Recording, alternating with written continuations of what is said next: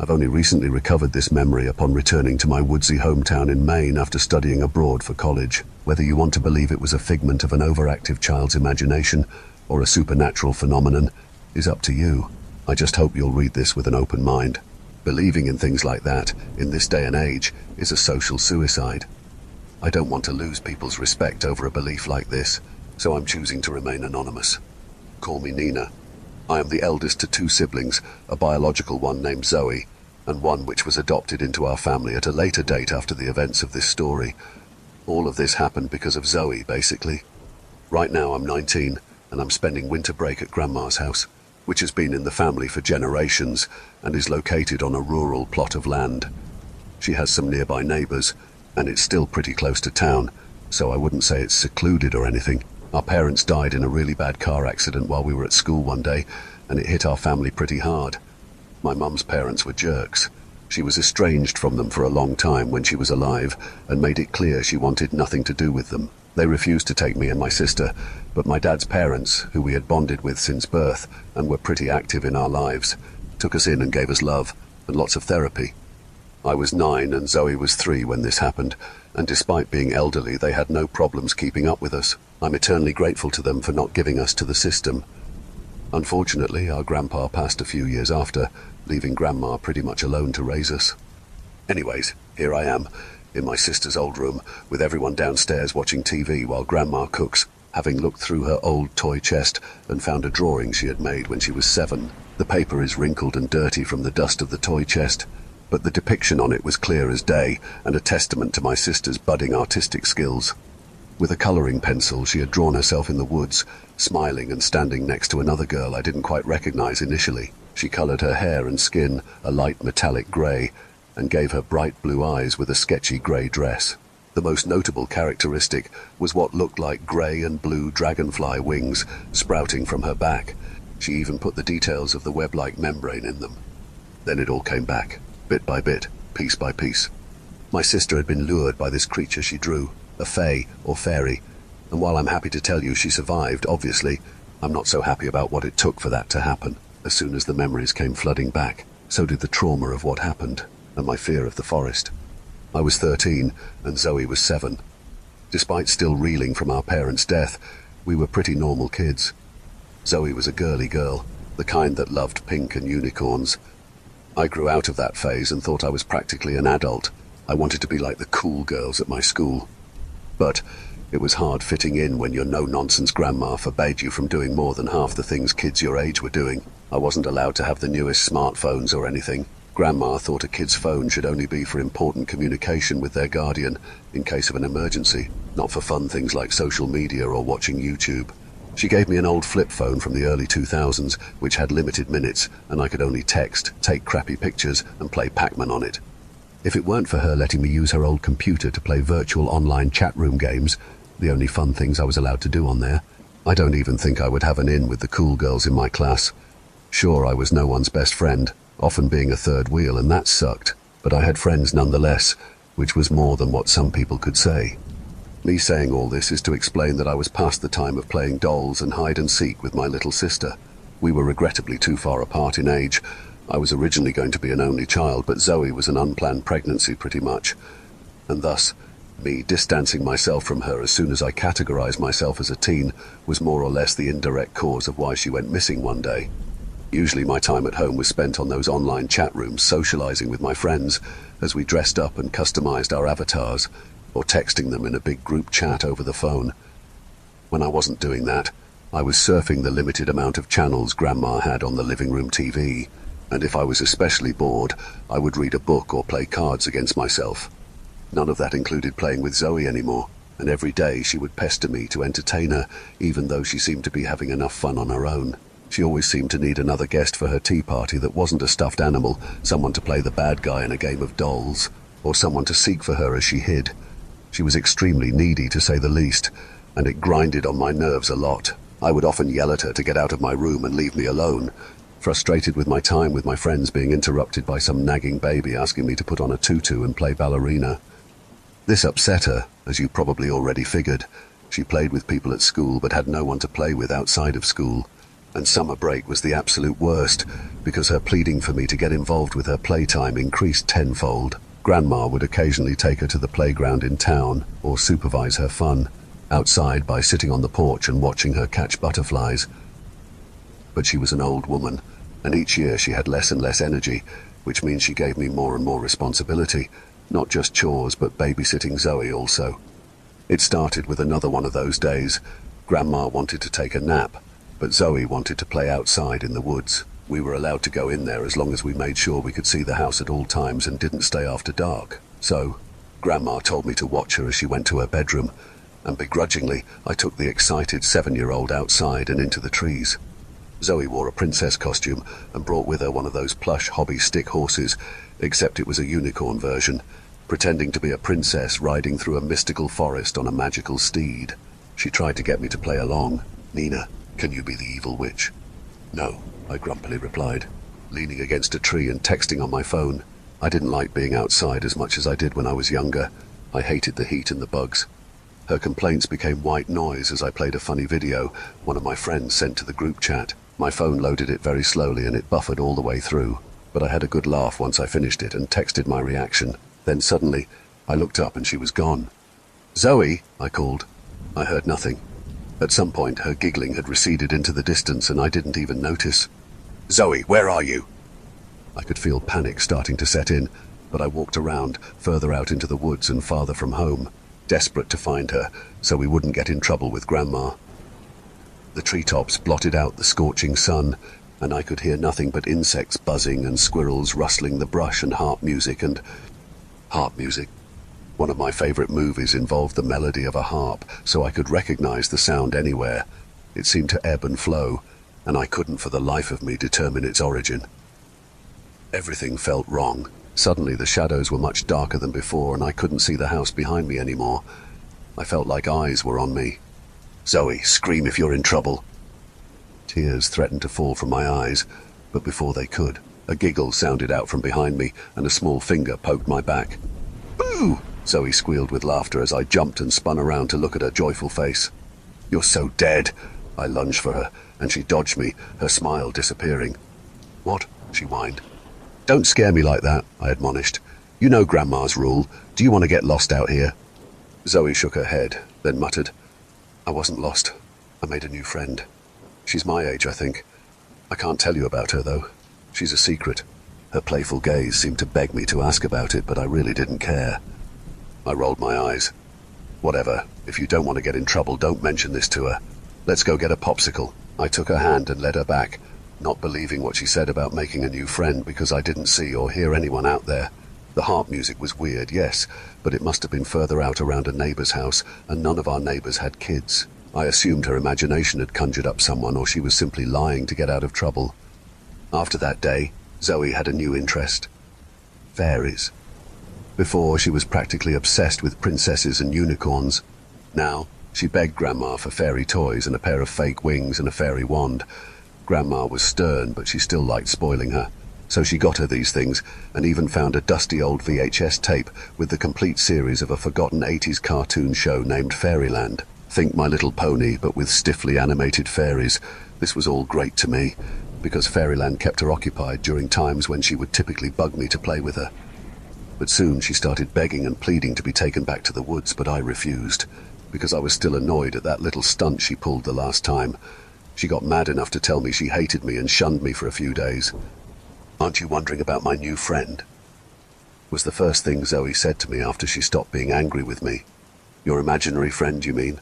I teased her as I played solitaire against myself on my bedroom floor. "She's not imaginary," Zoe pouted, sitting on my bed. "She's real. Look, I drew a picture of her, I'll show you." She ran to her room, and when she came back she was holding that drawing I told you about, the one I have sitting in my lap right now as I type this out. "She's not imaginary, but she has fairy wings and grey skin and hair." I raised an eyebrow, amused. "Come on, Zoe, you're too old for this. You stopped having imaginary friends when you were 5. "Not grey. Her hair is white." Zoe looked at her drawing insecurely. "The white-coloured pencil doesn't show on the paper. She looks like an angel. She has white everywhere, except for her eyes. They're blue. Her wings look like a bug's, though. I always thought fairies had butterfly wings." Butterflies are bugs, genius. I rolled my eyes. They're not pretty bug wings, I mean, Zoe said exasperatedly. They buzz and they look kinda icky. That's great, Zoe, I replied condescendingly. Could you close the door on your way out? Zoe mean-mugged me and left my room in a huff. If Grandma wasn't strict about slamming doors, she probably would have slammed mine on the way out. The next time I had to supervise Zoe's playtime in the woods, I sat on the back porch to watch her instead. She was running around in her new fairy get-up, and she seemed to be talking to herself, but looking at the air in front of her as if a person were there. No, as if she was talking to that tree right there. Then she looked at me and fidgeted, as if worried, and stepped behind the tree. I didn't pay her any mind because clearly she was still there. She was just hiding behind something. I figured she was trying to just get under my skin by pretending she was leaving my sight again the same way she did last time. Some kind of petty revenge for not being out there with her, I guess. I didn't want to give her the satisfaction by acting all concerned and calling for her, so I immersed myself in trying to beat my high score in Pac-Man on my shitty phone. I looked up after a while and she was still hiding. Once again I paid it no mind and got wrapped up in a few more games. Before I knew it, I heard footsteps approaching and realized Zoe had come back from the woods. She was smiling and panting, her face flushed like she'd just been running. Not only that, but a flower crown was perched on her dark hair, and she held something that looked like a plum in her hand, except it had a bluish tint, and plums were more purple. Let me see that. I stood up and held my hand out. Zoe hid the fruit behind her back and stuck her tongue out at me, running into the house. I ran after her, worried that Grandma would scold me for letting her pick random fruit from a tree. If she ate it and got sick, I had no doubt it would be blamed on me, whatever it was, as it seemed too exotic to be in a random forest in Maine.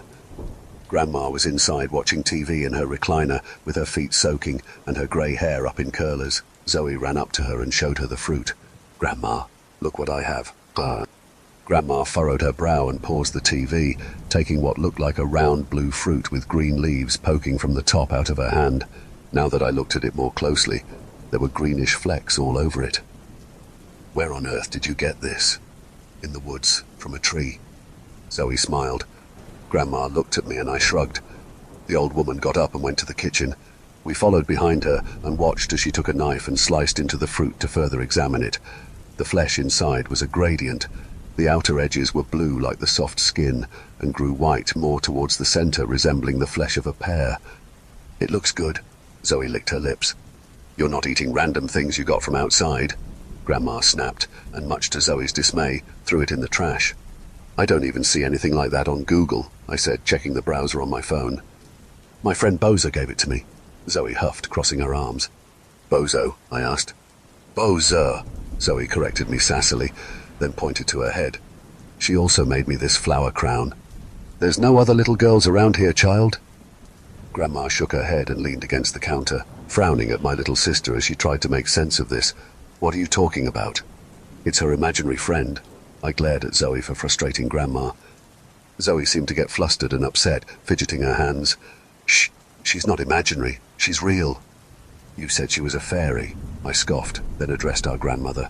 She showed me a picture of her the other day, and it's this little girl with weird colored hair and wings. I think she's been watching a little too much Fairyland lately.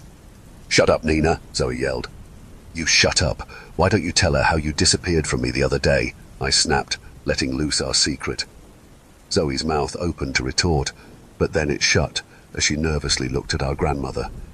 Grandma folded her arms and stared sternly at her, as if to say, Is this true? You're a jerk, Nina. You never play with me anymore, and now you're telling on me, she cried. Enough, Grandma snapped. I gave my sister a smug smile as she glared at me. I can show you all that she's real. Just follow me to the woods, Zoe said pleadingly. Oh, you don't need to show me anything, sweetheart. Grandma's voice took on an unrecognizable tone, and I worried that she was really angry. She plucked the flower crown off my sister's head and flicked that in the bin too, giving it a look of disgust. I know good and well what you've done. Hey, Zoe protested, but Grandma held her back. Look, she's just playing, I began, worried she was overreacting. You be quiet now. Grandma shot me a warning look. You two have no idea. She looked out the kitchen window with a 1,000-yard stare, then back at Zoe. You're not allowed to go in the woods anymore, you hear me? Not for a good long while. Zoe's lip trembled. But why? Because I said so, Grandma harshly answered. You don't know how to act. Now wash up for supper. Zoe burst into tears and ran upstairs. I gave Grandma a confused look. The woods ain't no place for a child anyhow, she grumbled, going to wash her hands in the sink so she could fix us a meal. I just let you do what you want because of your parents, but I shouldn't have. I wanted to roll my eyes at the letting us do what we want part, because honestly it seemed far from it, but I remained respectful and decided to let her cool off a bit. Just as I rounded the corner to go upstairs, I heard her mutter, "It's just a good thing she hasn't eaten it." I didn't know just what she meant by that at first. I simply thought she was worried about the fruit being toxic or having germs. I went to Zoe's room to find her crying into a pillow. She yelled at me to get out, but I ignored her. "Tell Grandma you're lying, and that Bozo is imaginary," I demanded. "She's mad. She thinks you met a stranger in the woods and took food from them or something. You know how she is, so why would you even make up something so stupid?" She mumbled something into the pillow. "What?" I strained to listen. "I said," she removed her tear-stained face from the pillow, "you're going to be sad when I go live with Bozo in Fairyland forever, and you're stuck here with no one to talk to but those stupid people on the computer." "Wah." "If you say so." I shut her door and went to my room, wondering what's gotten into her lately. Zoe ignored me all night, and after dinner she went to bed pretty early. I took the chance to complain to Grandma how she's been acting as I helped her clean up the kitchen. "Don't you think she's too old for imaginary friends?" I sighed, scrubbing the dishes clean as Grandma swept the floor. "I mean, I guess she's kinda lonely because I don't play with her as much, but I'm too grown up for the things she does now." "I don't believe her friend is imaginary," Grandma said gravely without looking up from her task. I looked at her and cracked a joking smile. "Don't tell me you think she has a fairy friend too." "Whether you believe it or not, Nina," Grandma faced me with a sense of annoyance, "the Fae are very much real, and they're not the cute little creatures like you see on them cartoons your sister's always watching. Some of them are benevolent, but a great deal of them are devilish and wicked. They lure in foolish children like our Zoe, and then they're never seen again. Now, quit your belly aching about your sister and finish cleaning those dishes." I closed my jaw before I could catch flies, in disbelief at the fact that a 75-year-old woman believed in fairies, or the Fae as she called them. Great. Zoe had triggered Grandma's superstitious fear of the supernatural, and she would definitely be in a sour mood for the next few days. Weeks passed, and I could tell Zoe ached for her playtime in the forest. Oftentimes, she looked longingly out the windows, holding a cheap little plastic fairy doll Grandma had bought her. She didn't even bother begging me to play with her anymore. Her summer days were filled with drawing fairies and watching Fairyland over and over again. I still have the entire show memorized just by overhearing her replaying it throughout the day. She didn't talk to me or Grandma unless she had to, and I actually felt pretty bad about how much we'd been arguing. One night, Grandma was making a casserole, and she forgot a key ingredient. She liked to start preparing dinner early, so it was still daytime, maybe 4 in the afternoon or so. "Damn it," Grandma swore from the kitchen before she found me watching TV in the living room. "Nina, watch your sister while I go to the store to pick up something I forgot for dinner really quick." "Okay." Grandma promptly left in her Jeep and Zoe came downstairs, having likely heard the tires on gravel. "Where's Grandma going?" "To the store." "Cool. Can you take me outside while she's gone?" Zoe smiled hopefully. I looked at her like she was out of her mind. "Disobey our grandmother." "Our grandmother." She noticed the expression on my face and begged, "Please, just really quick. She takes forever at the store. We'll be back before she comes home." I'm not doing that." I turned the volume up on the TV to drown her out. "I left my fairy doll out there," Zoe said. "I know exactly where it is. I promise I'll never ask you to play again for the rest of the summer if you help me." I considered it. This was a tempting offer. I turned off the TV and stood. "Okay, but if you don't find that doll in the next 10 minutes, we're coming back without it." Zoe grinned big and ran for the back door in the kitchen. It was then that I realized she already had her shoes on. She was suspiciously already wearing a full fairy get-up, with flats, wings, and a wispy tulle skirt. "Wait," I called out. "Let me get my shoes." I hurriedly shoved my feet into sneakers, not even bothering with socks so I wouldn't lose her. By the time I made it on the back porch, she was dashing into the tree line. "Zoe!" I yelled, bolting after her as I began to get the feeling I had been deceived. Was her fairy doll really lost? Wait, hadn't I seen her playing with it before? Embarrassingly, my little sister was faster than me. but at least I could still see her up ahead. She ran deeper than where we normally stopped exploring at, and I felt anger build up inside me. "I'm telling Grandma!" Suddenly my foot caught a root and I face planted into the earth, my nose bashing up against a rock and leaking blood. Stunned by the sudden pain splitting my face, I cupped my hands over my nose and groaned. The blood poured out like a river, and I realized that I may have broken it, as even the slightest touch of my fingertips made it hurt. Zoe! Knowing she would stop running if she saw that I was hurt, my eyes fluttered upward weakly, only to realize I couldn't see her anymore. On top of being in pain, I was nervous and scared, because there was no way she could disappear from my line of sight that quickly. "Zoe!" I slowly got up, the front of my shirt stained with dripping blood now. "Zoe! Zoe, where are you? Come back, I'm hurt!" I thought I could hear the faintest hint of harp music, but it went away as soon as it had started. The forest grew dark. The shadows increased and the sunlight waned, but I kept wandering about and calling my sister's name. The feeling of being watched was undeniable, and I felt goosebumps pricking my skin. A giggle, discreet and mischievous like a kid barely containing their amusement as they did something they weren't allowed to, made itself heard uncomfortably close by. I turned in that direction, and I swear, I thought I could see long strands of white hair sticking out from either side of a thin tree. Someone was hiding behind there, someone young-sounding but short with white hair. I investigated immediately, wondering if Zoe's friend was not a fairy but actually some strange albino kid who lived somewhere out here with her parents. But nothing was behind that tree, nothing at all.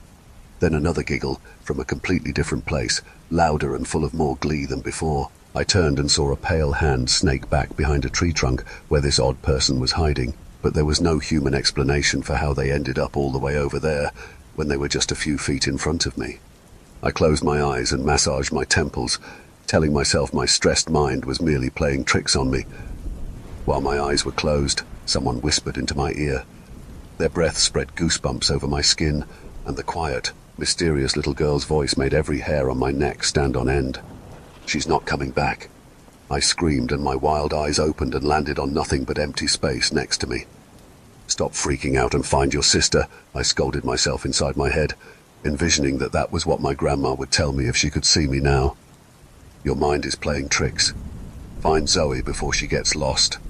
I looked for her for maybe an hour or so, bleeding profusely from my nose and suffering a migraine, and when I finally returned to the house, Grandma was standing on the porch looking absolutely pissed. When she saw I was bleeding and that Zoe wasn't with me, she grew very concerned.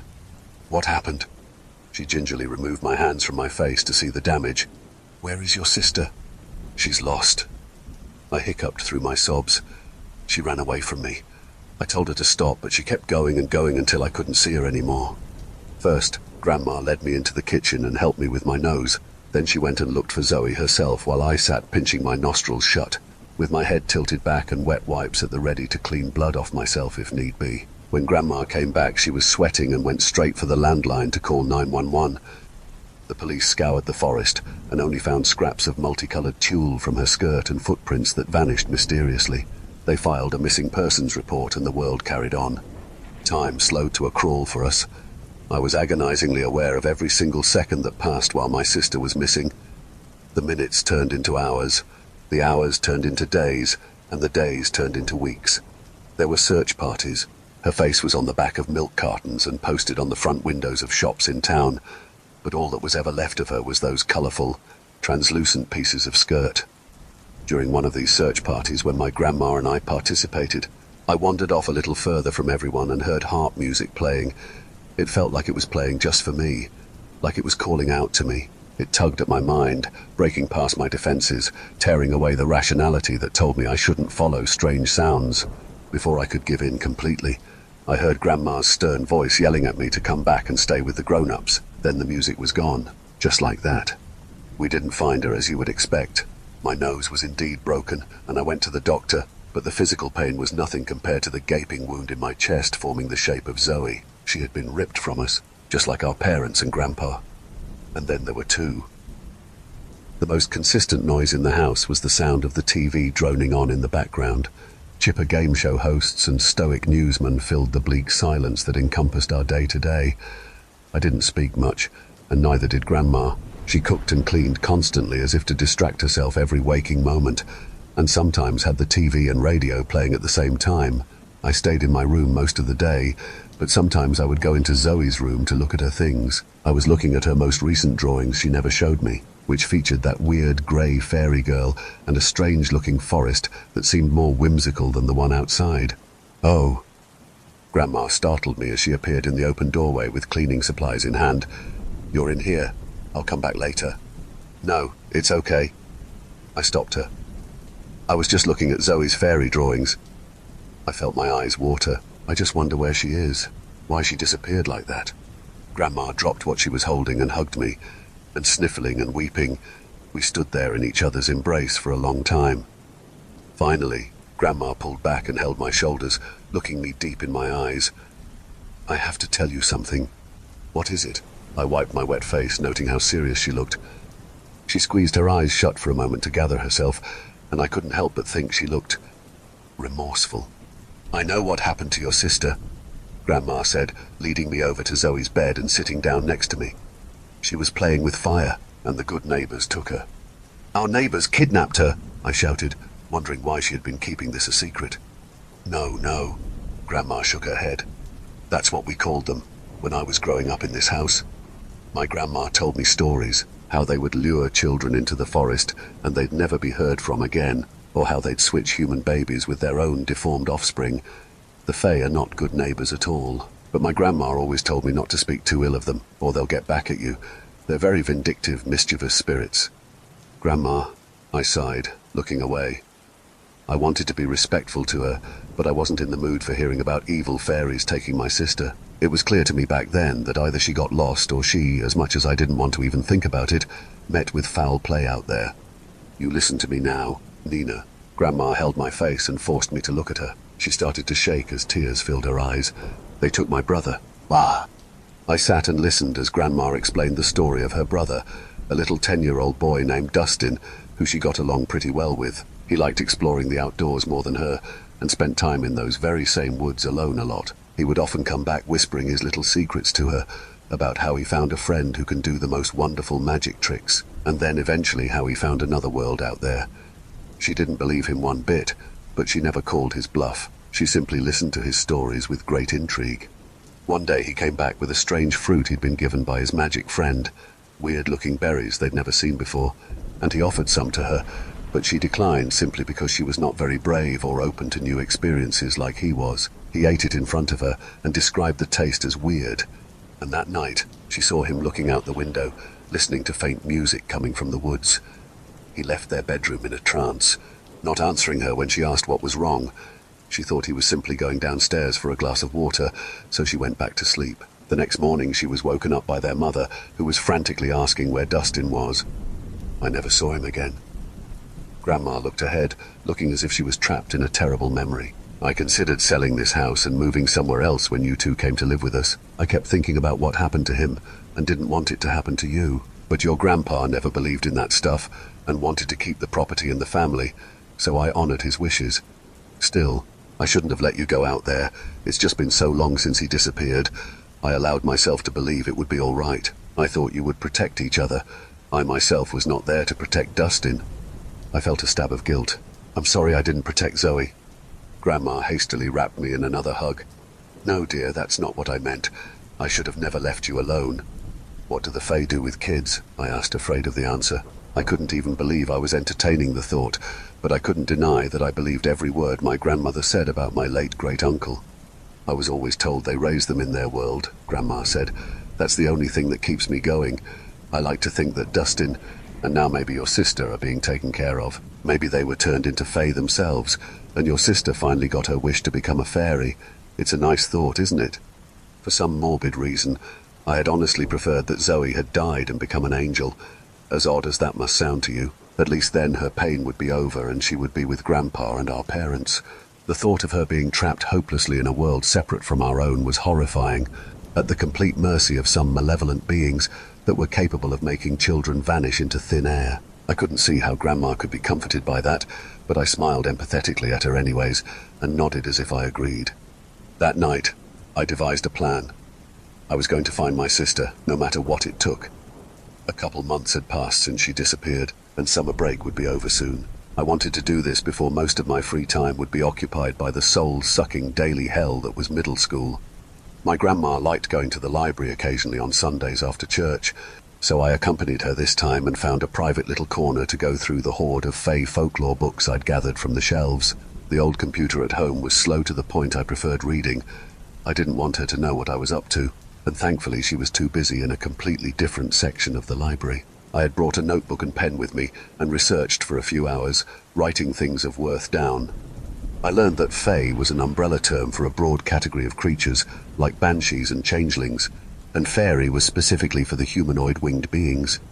Fairies could be good and evil, just like regular people, but it was best to always err on the side of caution when dealing with them.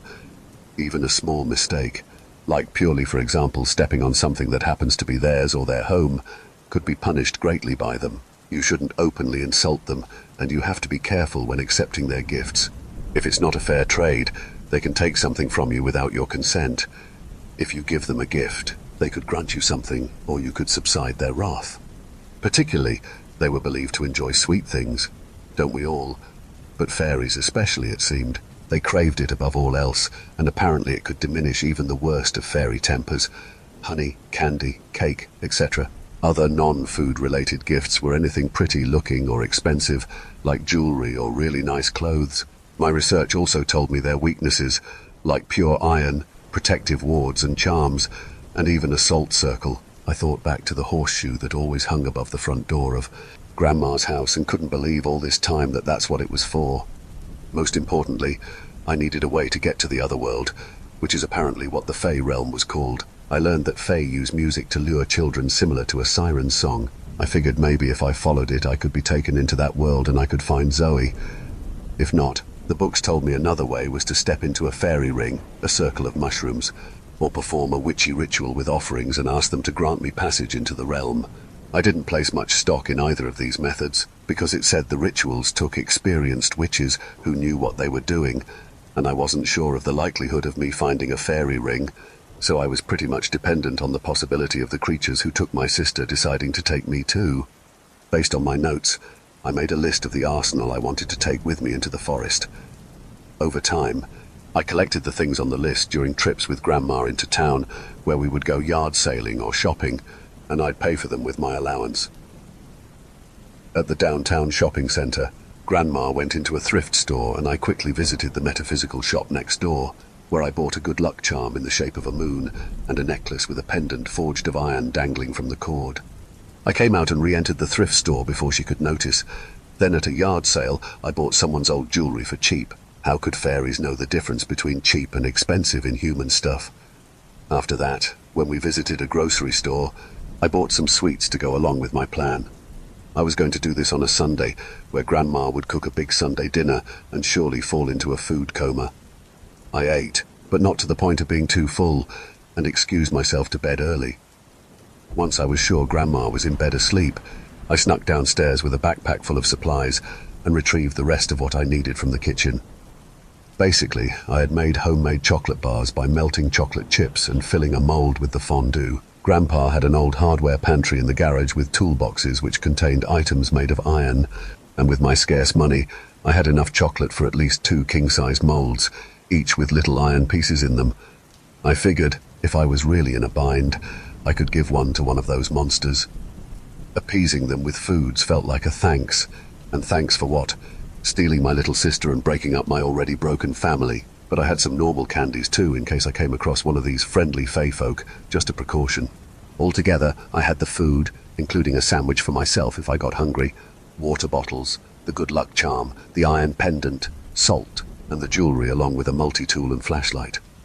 My grandma was thankfully a heavy sleeper, so I was confident the sound of the back door opening and closing hadn't roused her. I was beyond scared. After all, I didn't like the forest much during the day, so being out there at night surrounded by mysterious sounds and the echoing calls of unseen animals was not ideal. I walked for about an hour, shining my flashlight around and starting to relax as the sounds that enveloped the air started to seem more peaceful than ominous. The way the owls hooted distantly, the crickets chirping, the cicadas singing, and the rhythm of my footsteps on the grass. The more I traveled, the more ridiculous I felt. Look at me, a teenage girl hunting fairies thinking it would help find her missing sister. Maybe I just wanted something to believe in. Maybe it was just a way for my mind to cope with her loss. Maybe believing I could save her was keeping me from going insane with grief. Oh boy, was I wrong. Not long after I considered giving up and turning back, I could hear the harp music. The melody was soft and heavenly, flowing throughout the environment and feeling like an inviting hug and loving words. It felt like this is what paradise sounded like. The forest was dimly lit with moonlight. The trees blocked a good portion of it, but another glow was clearly emanating from somewhere up ahead. It was faint, due to the distance, but it was a dark, ethereal blue, contrasting with the pale, silvery moonlight. It was clear to me that it was not a natural source of light. Don't tell me it's actually true. I sped up my pace until the glow grew brighter, and I came across a small clearing with 2 towering trees, deformed and connected together at the top by one conjoined branch, reminding one of Siamese twins connected by the head. They formed an archway, and there was a gap between their collection of thick roots where more forest lay. Except the forest wasn't like the one I was standing in.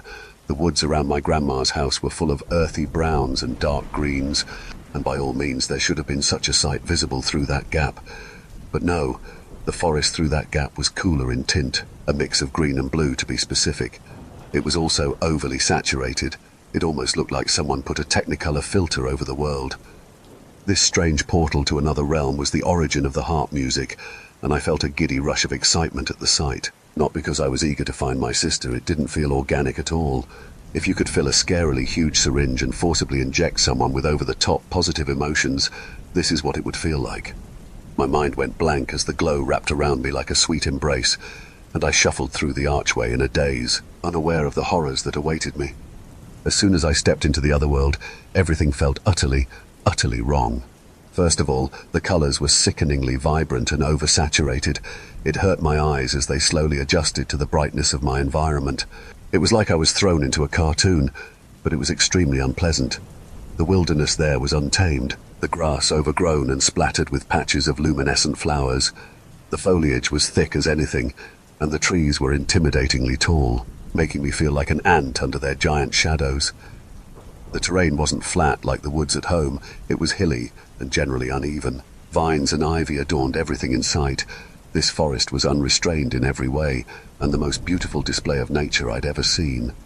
Not only that, but when I looked up at the sky, towards a strange warbling sound that may have been a species of bird I'd never heard before, it was the deepest and most unnatural dark blue I'd ever seen in my entire life. The stars were big and bright like little suns, golden and shimmering, with swirls of gold specks trailing through the sky like the Milky Way. They seemed to rotate and pulse as if they were living and breathing things. This was all very breathtaking, but as soon as I entered that deceivingly beautiful realm, I was hit with a nauseating sense of wrongness that made every bone in my body ache to run back through the portal. I felt very unwelcome. I felt like I had just wandered into a random stranger's house and made myself comfortable as I waited for them to get home and discover me there. Vulnerable and offensive, it felt like the universe itself was whispering to my mind that this land was strictly forbidden to me, and as a deeply unwanted visitor, I should make my business there quick, or else something terrible would happen to me. Could you imagine being in a world so foreign to humanity that your primal instincts were screaming at you to leave as soon as possible? Each step forward was easier than the last, but that's not to say my defiance against the unspoken rules of this world was a walk in the park. It was like walking into a bear's den, and by God I hoped I wouldn't be noticed. I just kept thinking of Zoe, her face, her laugh, her innocence, and the way she vied desperately for my attention as if I was the greatest person there was. She didn't deserve to be stuck in a place that felt so god-awful to be in, and I was still determined to find her. I didn't know the first place to look, but I took out one of my sandwiches and left a trail of breadcrumbs in my wake, a la the story of Hansel and Gretel. I didn't want to lose the portal. The distant trees faded into blue gloom like they were hidden by fog. I flinched as a giant moth-looking creature with moss growing on its sickly green wings fluttered past my face. After a while of walking, I feared the breadcrumbs would not last, but then I heard a babbling brook, or in other words, running fresh water nearby. Treading up a small hill laden with moss like a blanket, I came across a stream. Just like everywhere else, it was teeming with life. The water was clear and blue like the type you'd see at a tropical beach, the surface scattered with lily pads. Toads croaked, and a persistent buzzing from various insects filled the air.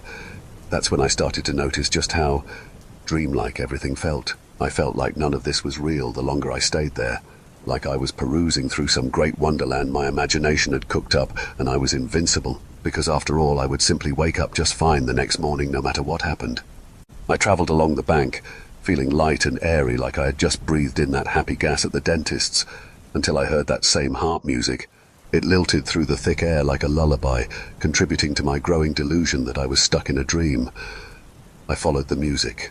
The brook wrapped around a bend, and when I rounded it, a woman sitting on a rock on the bank came into view. I stopped in my tracks and stared, fear shooting through me and bringing me closer down to earth as I processed what I was witnessing. The woman was clearly not human, although she resembled one. Her skin and hair were unnaturally white, paper white at that, and almost seemed to shimmer and glow in the blue light bathing the forest. Her hair was so long it trailed behind her in wild tangles like a bridal train, and her long gown was just as white as her. She damn near looked like a phantom.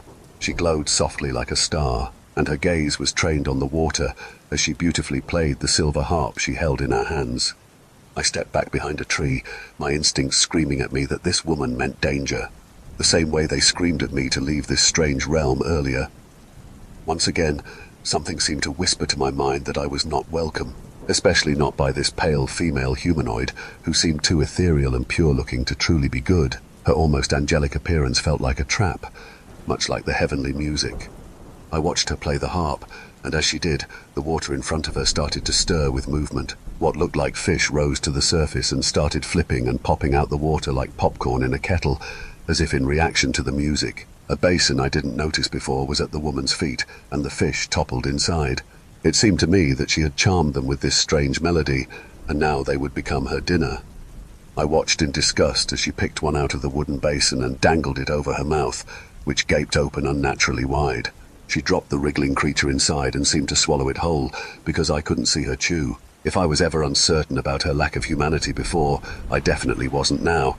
No human would eat a fish like that, still living with its scales still on, and no human could open their mouth that wide either. The woman rose to her feet, and from her back unfolded two brownish-black dragonfly-like wings that buzzed obnoxiously loud and beat themselves so rapidly they became a blur.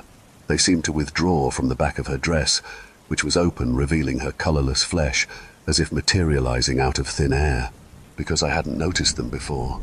Something landed on my shoulder, and the sensation frightened me enough without me looking to see a spider bigger than my face, purple like a grape and spotted with blue, skittering down my arm with thin, spindly legs connected to a fat body. I wanted to scream to the top of my lungs, but I merely gasped and brushed it off.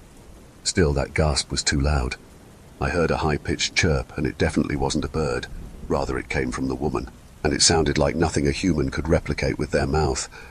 I remained hidden behind the tree, my hand over my mouth. This dream was beginning to look like a nightmare. I heard the buzzing sounds grow closer, slowly, as the winged humanoid intelligently tried to sneak up on me without knowing exactly where I was, as if it knew I was prey waiting to be caught. The weird spider rushed out into the open, away from my feet, and I heard another unearthly chirp, much, much closer this time, as it caught the woman's attention. It took everything in me not to scream and run as the fairy pounced on the creature, diving onto the ground like a wild cat and closing her long-fingered hands over it. It struggled in her grasp as she forced it into her mouth. She was so close to me that I could lean over and touch her if I was truly crazy enough, and if she simply looked to her right and just a little behind her, she would see me. She buzzed like a fly and happily chirped and squawked like a weird mix of bird and insect as she feasted. At this proximity, I could see the blue-green veins under her skin, and little spidery feelers or legs sprouting around her wings and wiggling like fine hairs blowing in the wind, if each hair had a mind of its own. I was frozen to that spot in horror. The fairy stood to her full height of 7 feet, the arachnid's legs hanging out of her mouth. Silently, with my hands over my mouth, I stepped around to the other side of the tree before she could turn and see me. I was shaking with the adrenaline that coursed through my body. I heard the buzz of her wings as she departed, and I chanced another peek at her to see her gathering the basin. She carried it further away down the bank, flying and ignoring the water sloshing over the sides. It was then that it struck me. That thing resembled Zoe's drawing of Boza, except it was an adult version. Not giving myself a chance to think it through, I followed the fey creature quietly, sticking to the cover of the trees as she, or it, travelled alongside the stream. The stream led to a wide open meadow with a stone cottage. The cottage was practically one with the nature around it, covered in plants with many of those mossy, giant moths drifting around the lantern lights hanging from hooks on the exterior walls. I watched from the shadow of a giant tree as the fairy brought the basin inside what appeared to be her home. Even from where I was hiding at the edge of the tree line, I could hear the laughter of what sounded like a child ringing out through the meadow. "Zoe, it has to be." A tiny bit of water hit my cheek, and I looked in confusion at the stream close to me. A small human the size of my hand was peeking at me from behind a rock halfway submerged in water. Upon closer inspection, I realized that the stream was not filled with fish, but mermaid-like creatures that were half fish and half human. Think of a pixie. Then imagine if mermaids were the size of pixies and had grey, scaly minnow tails. The dopey smile of the little creature made it clear its head contained no thoughts as it pursed its lips and playfully squirted water at me again. The fact the Fey woman ate such an adorable creature alive solidified her cruelty in my eyes. The stream ran through the meadow and opened up into a lake. I crept across the wild grass and around the side of the cottage. I peeked through a window and saw an earth-shattering sight that made me want to cry on the spot. There was Zoe, in a gilded cage in the center of the room I was looking in. She sat curled up behind the golden bars, her fairy costume looking dirty and ripped, and her teary eyes showing just how scared she was. And there, taunting her on the other side of the bars, was what I had thought was a figment of her imagination once. Boza. She was basically a miniature version of the Fey woman, white like a ghost and wearing a pale blue frilly dress that you'd be mocked for your outlandish sense of fashion if you wore it in the human world. Boza threw things at Zoe like various fruits, watching hungrily for her reaction, and reached through the bars to yank furiously at her brown hair when my sister didn't give her an entertaining enough response. Nearby, the Fey woman was sitting at the table near a cauldron with boiling water above a fire pit. She was taking the small mermaids and preparing them with a sharp knife like how you would fish, scaling their tails and gutting not just the fish part but the human part as well, pulling their innards out and discarding them. She started the grisly process by lopping off their little heads, which rolled off the table and plopped to the stone floor, looking for all the world like bloody Barbie doll heads from my viewpoint. Being this close, I could see the eyes of the fairy mother and daughter duo. They were slanted and pitch black, reminding me of an alien's, and the skin around them was tinted bright red, as if they had been crying. Their jawlines and cheekbones were sharp and pronounced, and their noses just a bit too long. Despite their unsettling appearances, they were beautiful in a strange way. Suddenly, Boza went over to the adult one and tugged her sleeve. Their lips were moving, but I couldn't make out what they were saying. Whatever the Fey woman said, it made Boza happy, and she flounced out of the room and returned with a golden collar connected to a long matching chain. I watched with horror as the Fey woman stood, produced a key hanging from the necklace she was wearing, unlocked the cage, took the collar from Boza, and fixed it around Zoe's throat as if she were some common dog. Rage simmered inside me as Boza excitedly tugged Zoe towards the front door by the chain leash. My little sister had no choice but to follow, wiping tears from her face. When she walked too slow, Boza pulled harder and nearly choked her. The door opened, releasing the sounds of Zoe's quiet weeping and Boza's humming from the building as they entered the meadow. I watched behind the corner of the cottage as the Fey girl flew towards the lake, tugging my sister behind her like a pet. Desperate to not be seen, I crawled through the tall grass after them. My belly slid over the soil, and sweat made my hair stick to my face. My backpack jostled on my back, and my fingernails clawed through the wild growth as I frantically tried to think of a plan to rescue Zoe from this bizarre situation. "No," Zoe cried, "I can't swim." I lifted myself up a bit to peer over the grass blades. Boza was flying above the lake like an overgrown housefly, and trying to force Zoe into the water by violently yanking the leash. She seemed to be stronger than my sister, who was fighting hard to not be pulled to the center of the lake, but was ultimately losing as she was dragged deeper and deeper, from ankle deep to knee deep, then stomach level. "Go on, play in the water," Boza's exasperated voice, which sounded like any child's, except maybe a bit deeper in pitch, commanded. "You're my pet, so you have to do what I say, and I want you to swim like a good little human." "No, you'll kill me," Zoe wailed, gripping the chain and pulling. The water was up to her chest now. Soon it would be at her chin. Zoe really couldn't swim, and if this continued, she would drown. Sparing a glance at the cottage where the mum was, I burst into a run towards the bank. Boza and Zoe looked at me. Boza seemed surprised and confused at my appearance, but my sister exploded into hysterics immediately. "Nina!" She reached for me, her face scrunched up as she sobbed. "Nina!" Boza repeated, frowning. I waded into the water, determined to save her. When I reached Zoe, I grabbed the chain and helped her pull with all my might. We pulled like we were playing a game of tug-of-war. Boza gasped as she nearly dropped down to our level. Then she started pulling too, flying backward and trying to drag us deeper into the lake. However, she was no match for both of us, and soon she went plummeting into the water. With a final yank, I released the gold leash from her stubborn grip and reeled it towards me until I had it all bunched up in my hands. Then, I grabbed Zoe by the arm and dragged her towards shore. I heard a splash and looked behind me as I went. Boza resurfaced, soaked, and her face was balled up. She burst into tears, but when she wailed, it was a piercing cry, a pathetic little screech that rang out into the air and echoed all around us. Then it was promptly followed by a piercing caterwaul that reminded me of a bird of prey. Zoe and I tensed as we stood on the bank dripping water.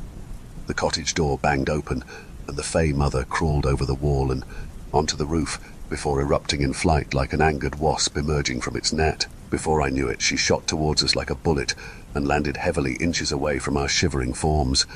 She had grown grotesque, her pearly flesh now grey and a deep scowl marring her face.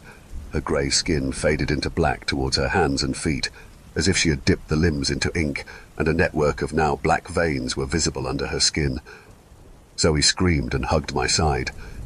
The Fey Mother roared much like a jaguar, and her clawed fingers reached to ensnare my head. Yes, my head. I didn't even want to think of what she would have done to my head had I let her, perhaps, pull it off my shoulders. Thinking quickly, I grabbed the crescent moon-shaped iron pendant dangling over my chest and raised it towards her. Reflexively, the monster recoiled and regarded me warily. "Iron?" Her deep, alluring yet quiet voice dripped with disdain. "Yes, iron." I tried to hide how terrified I was as I stepped around the Fey Mother, one hand clutching my sister to me and the other holding the iron towards the monster to keep her at bay. The Fey Mother growled unlike any animal I've heard before. It was a croaky and raspy sort of noise she drew deep from her throat. She seemed like she wanted to attack me, but her eyes never left the pendant in my hand. "What's your name?" "What's yours?" I dodged the question, having read that it wasn't wise to give the Fey your name. "Ordone," she replied, and it sounded like Ordun. My spelling of this is simply a guess at how you would spell such a strange name, and Ordone seemed to already exist in the English dictionary. "And yours?" "You should check on your kid," I said, once more avoiding answering the question. "And, sorry, I have to take my sister." Ordone looked towards the lake and cried out haughtily, "Boza, your wings!" As soon as she flew towards her child, I fled with Zoe, intending to get as far away as possible. We followed the stream at first, then the breadcrumbs, all the way back to that tree arch gateway that led back home. It might have taken maybe 10 or 15 minutes. "Yes!" I was ecstatic as I went through the portal first, holding Zoe's hand and pulling her behind me. Zoe cried out in pain and a force propelled her backwards from the portal. I watched her slowly get up from the other side, confused. "What are you doing?" I asked. "It won't let me go through." Zoe panicked as she tried to step through to my side again, only for the collar to constrict around her throat and once again send her flying back. She gasped and gagged, clawing at the collar until it loosened its vice grip. Tears wet her face as she looked at me pleadingly. "Nina, don't leave me here." I looked behind me at the woods, which seemed comfortingly boring compared to the other world's mysterious woodlands. They were definitely easier on the eyes, and the feeling of trespassing was lifted from me like lifting an anchor off my back. But I was definitely not going to go back home without my sister, especially not after seeing what she had been enduring all this time. So I walked back through into the other world and hugged her. After she was consoled and her tears started to dry, I inspected the golden collar around her neck. It was reflective and featureless other than a big keyhole in the center, but it didn't exactly look like advanced technology or anything. "I think it's magic," Zoe whimpered. "We'll never be able to get it off. I don't want to stay here, Nina. I don't like fairies anymore. They're scary and mean, and they get really ugly when they're mad. They want to keep me trapped forever." I thought she was my friend, but she wanted to keep me as a pet the whole time. She sniffed and looked ready to burst into tears again. If we wanted to make it out of this mess, we both needed to pull together. Zoe, listen to me. I knelt down in front of her and grasped her shoulders, looking deep into her eyes. This is a dream, okay? Doesn't it feel like one? I smiled as she nodded. Everything will be okay. As long as I have this, she won't hurt us. I showed her the pendant. The Fae hate iron. Just one touch is agony to them, and wearing it repels them. Listen, did she use that same key that she used for the cage for this collar? Zoe thought for a moment, then nodded. My heart sank to my shoes. That's around her neck. Maybe she'll set it down somewhere after a while. But we have to go back to that house. At this, Zoe vigorously shook her head, her tangled and dirty hair shaking with it. Up close, I could see the dirt smudging her cheeks, mixing with the trails of tears. She smelled awful too. After all, she'd been gone for weeks, so they clearly hadn't bathed her. I smoothed her hair to comfort her as she started breathing hard. It's okay, I promise. Your big sister is here to protect you, and this is just a dream. You're the brave warrior princess, just without your noble unicorn. I looked around quickly and spotted some flowers. Working fast, I tied their stems clumsily together to weave a flower crown, and then put it on her head. I watched as she shrugged the fake wings off her back and ground them into the dirt with the heel of her flat. She put on a fake brave face. So instead of defeating the witch, we'll defeat the evil fairy? I nodded, standing up and holding her hand again. Exactly. It's your dream after all. Now let's go. We made it back to the edge of the meadow where the cottage sat, witnessing strange bugs and hearing strange animal sounds along the way. The fairies weren't in sight, so it was safe to assume they were inside. We snuck over to the same window I was looking through before to see that Boza was drying her wings by the fire, sitting with her back to it and entertaining herself with wooden dolls. Then there was Ordone. She was talking to a monster we had not seen yet. She looked pissed off, but that grotesque transformation she took on earlier was gone. The monster was a more terrifying sight, despite simply being a blood-red hooded cloak floating a foot off the floor. But that was the dreadful part. We couldn't see its face. Its hood was long and dangled down over his head like a curtain, to the point I was sure there was no way it could even see what was in front of it. It was short, but being able to levitate to Ordone's height made it intimidating still, and long black arms that looked like gnarled tree branches stretched out from the cloak and grasped a large, sharp scythe in front of it. "What is that?" I whispered, my heart racing as I felt a terrible, sickening dread twist my gut into knots. "I don't know," Zoe whispered back in a shaky voice. "I've never seen that before." Ordone, in the middle of conversing with this strange monster, gave it a familiar-looking butterfly barrette. I looked at Zoe's loose hair and realized it was hers, and she realized it at the same time as me, and gently touched her head where it would usually be.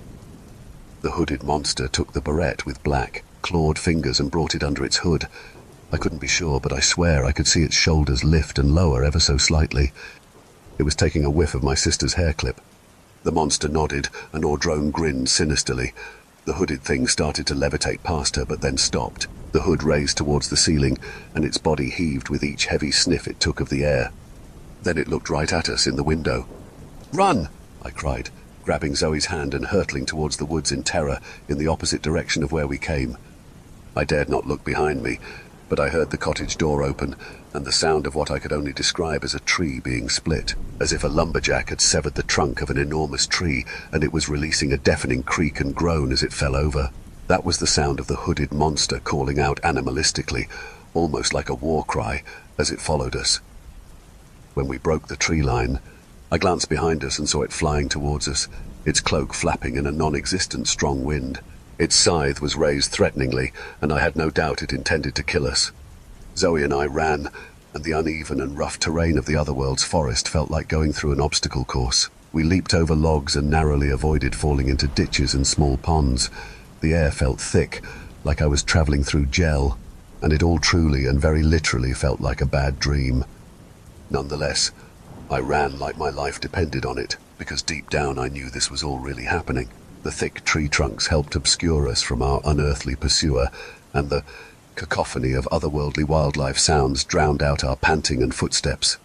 Zoe stopped running suddenly and collapsed, her breath shallow. I can't breathe." "Come on, just a little further," I begged as I pulled her to her feet, hearing the loud rustling of the monster's cloak get closer. "I can't run anymore," Zoe wheezed, her face flushed red and sweat covering her little body. Go without me. They want me alive, but they'll probably kill you. My eyes watered as I gawked at my little sister. My selfish, spoiled brat of a sister was telling me to save myself and leave her on her own with a monster after us. I thought about all the horrible things I had said to her back home, and how much I treated her like a nuisance, and I trembled with the weight of my guilt. "Over here!" We both gasped as a little boy called out to us from the distance, and no, not a fairy boy, a normal human child. Even from our viewpoint we could see his skin was fair, maybe even a little tanned, and he had messy brown bangs scattered over his forehead, no wings to be seen at all. He waved his arms wildly and frantically gestured for us to follow him. "Hurry!" Zoe and I bolted towards him as we heard the ear-splitting roar of the monster nearby, which sounded like lumber being sawed and a tree being felled, accompanied by the sound of its cloak rustling. When we got closer, I realized the boy was maybe a couple years older than Zoe, perhaps 9 or 10. Once we were only a few feet away, he removed a large flat rock from the base of the giant tree he was standing by. Under the rock was a deep hole in the ground, which he jumped inside. "In here," he whispered, before ducking through and disappearing. Seeing a flash of red fabric rippling in a wind in the distance, I pushed Zoe down into the hole and followed in after her. Once I was under, I dug my fingers into the grooves of the rock and slid it back over the opening to hide us from view. The hole led to an underground tunnel. The drop wasn't steep, and it sort of curved into this channel which was only big enough for Zoe to stand in, but the boy and I had to slightly crouch to fit. It was surprisingly well lit inside. The space was illuminated by jars containing luminescent flowers and what looked like strange glowing bugs, too big and bright to be fireflies. And besides, fireflies were green and these were blue. There was also a hoard of random items inside and food the child had gathered, if I remember right, and it was clear the boy had been there for some time. His fashion looked outdated, and the clothes were very washed out looking and dirty. "Who are you?" Zoe beat me to the question that was on both our minds as we both stared at him. "I forgot my name." The boy shook his head, looking angry. "The fairy stole it from me. Names give them power. Did you give it your names?" "Not mine," I replied, before looking at Zoe. I was afraid she had, and the look on my face made my anxiety about that quite clear. "I told them my name was Princess Lily," Zoe said proudly as she met my gaze. "Not because I was afraid, but because I wanted her to think I was special, too. I'm glad I did, though." "Wah!" "Me too." I nodded and looked at the boy. "How long have you been here exactly?" "A really, really long time." He frowned. "I stopped counting days a while ago. Are my parents still looking for me?" "I don't know who your parents are." I felt bad for him. "Do you at least know your family surname or your parents' first names?" I also asked him if he went missing in our area, but I won't reveal to you the name of the town we lived close to. He didn't remember any of the people's names, just the name of the town, and I could tell he wanted to cry, so I switched the subject. "So you've been living underground?" I remember looking around and seeing a map he had been trying to work on, with old-fashioned parchment paper and a feather quill. "It's the only safe place to live here," the boy said, eating some strange green berries he had. "Stop eating that." I lowered his hand, clutching the fruit from his mouth. "I heard eating their food gives them power over you." The boy snorted and glared at me judgmentally. "You don't think I know that? I know everything about the Fae people. I haven't been able to leave here in a long time, and if I didn't eat anything, I would be dead." "Duh." "You didn't eat anything, right, Zoe?" I asked, turning to her. "Yes." Zoe looked like she wanted to cry. "I was stuck here. I had to. They fed me those little mermaids and some weird-looking fruits. Those are water sprites. I used to feel bad about eating them too, but that's the only meat you can catch really easily here, other than nasty bugs, and their brains are stupid like real fish anyways," the boy replied, wiping berry juice from his mouth. "And since you ate here, you'll probably stop growing up like me." "What?" Zoe and I cried out at once. "Well, I'm not sure if I stopped growing or if I started growing really slowly," the boy said thoughtfully. "Fairies take a long time to grow. That little girl has been a little girl for a long time. I think when you eat the food here, the rules of this world start affecting you the same as they do the Fae people here." "Little girl? You mean Boza?" I leaned forward. "Have you seen her and her mother?" "They took me," the boy replied grimly, a fire burning in his eyes. "I knew as soon as I saw you guys that they'd taken you too. They kept me in a cage, but just like you, I was able to escape." "We're not escaped," Zoe said, tugging her collar. "This thing won't let me go back home through the portal." "There's a portal," The boy all but yelled, his eyes going wide. Why didn't you say that before? I've been waiting for another one to open for ages. We have to go right now. He tried to crawl past us to the hole opening, but I held him back. Wait a second. I'm not showing you where it is until you help me get this collar off my sister. I looked at him sternly, not wanting to lose Zoe's only chance of escape. Get out my way, the boy hollered with rage. If we don't hurry, it'll close soon. Move! Please, I begged. You've been here a long time and seem to know a lot about this place. We know where the key is. We just need help getting it. See? Simple. Didn't I tell you already I escaped them before? He spat. You must think I'm pretty dumb, huh? I know exactly what you're trying to sign me up for. The fairy lady keeps that key on her all the time. It's impossible. Besides, no one was here to help me. I wish my sister had come for me. If it was impossible, you wouldn't be here, I argued, and I'm sorry no one came for you. Hey, wait, did you say you had a sister? The boy eyed me warily and nodded. Yeah, I don't remember her name. To be honest, you kind of look like her. He pointed at Zoe, and I thought you were her, until you came close enough for me to see. But you're just a couple of random girls. That's when I realized something. Was your sister's name Emily? I asked. He looked shocked. Yes, I think it was. That sounds familiar. This is the first time I've been able to remember. Do you know her? Our grandma's name is Emily. Realization dawned on Zoe as well. Hey, she said her big brother went missing when she was my age. I didn't know she told you that story too. I remember expressing surprise at this. I turned to the boy. So your name is Dustin? Dustin visibly shuddered. It's coming back. It's all coming back. So I've been gone for that long. Grandma, does that mean our parents are dead? I nodded sadly, knowing my grandma's mum and dad were long gone.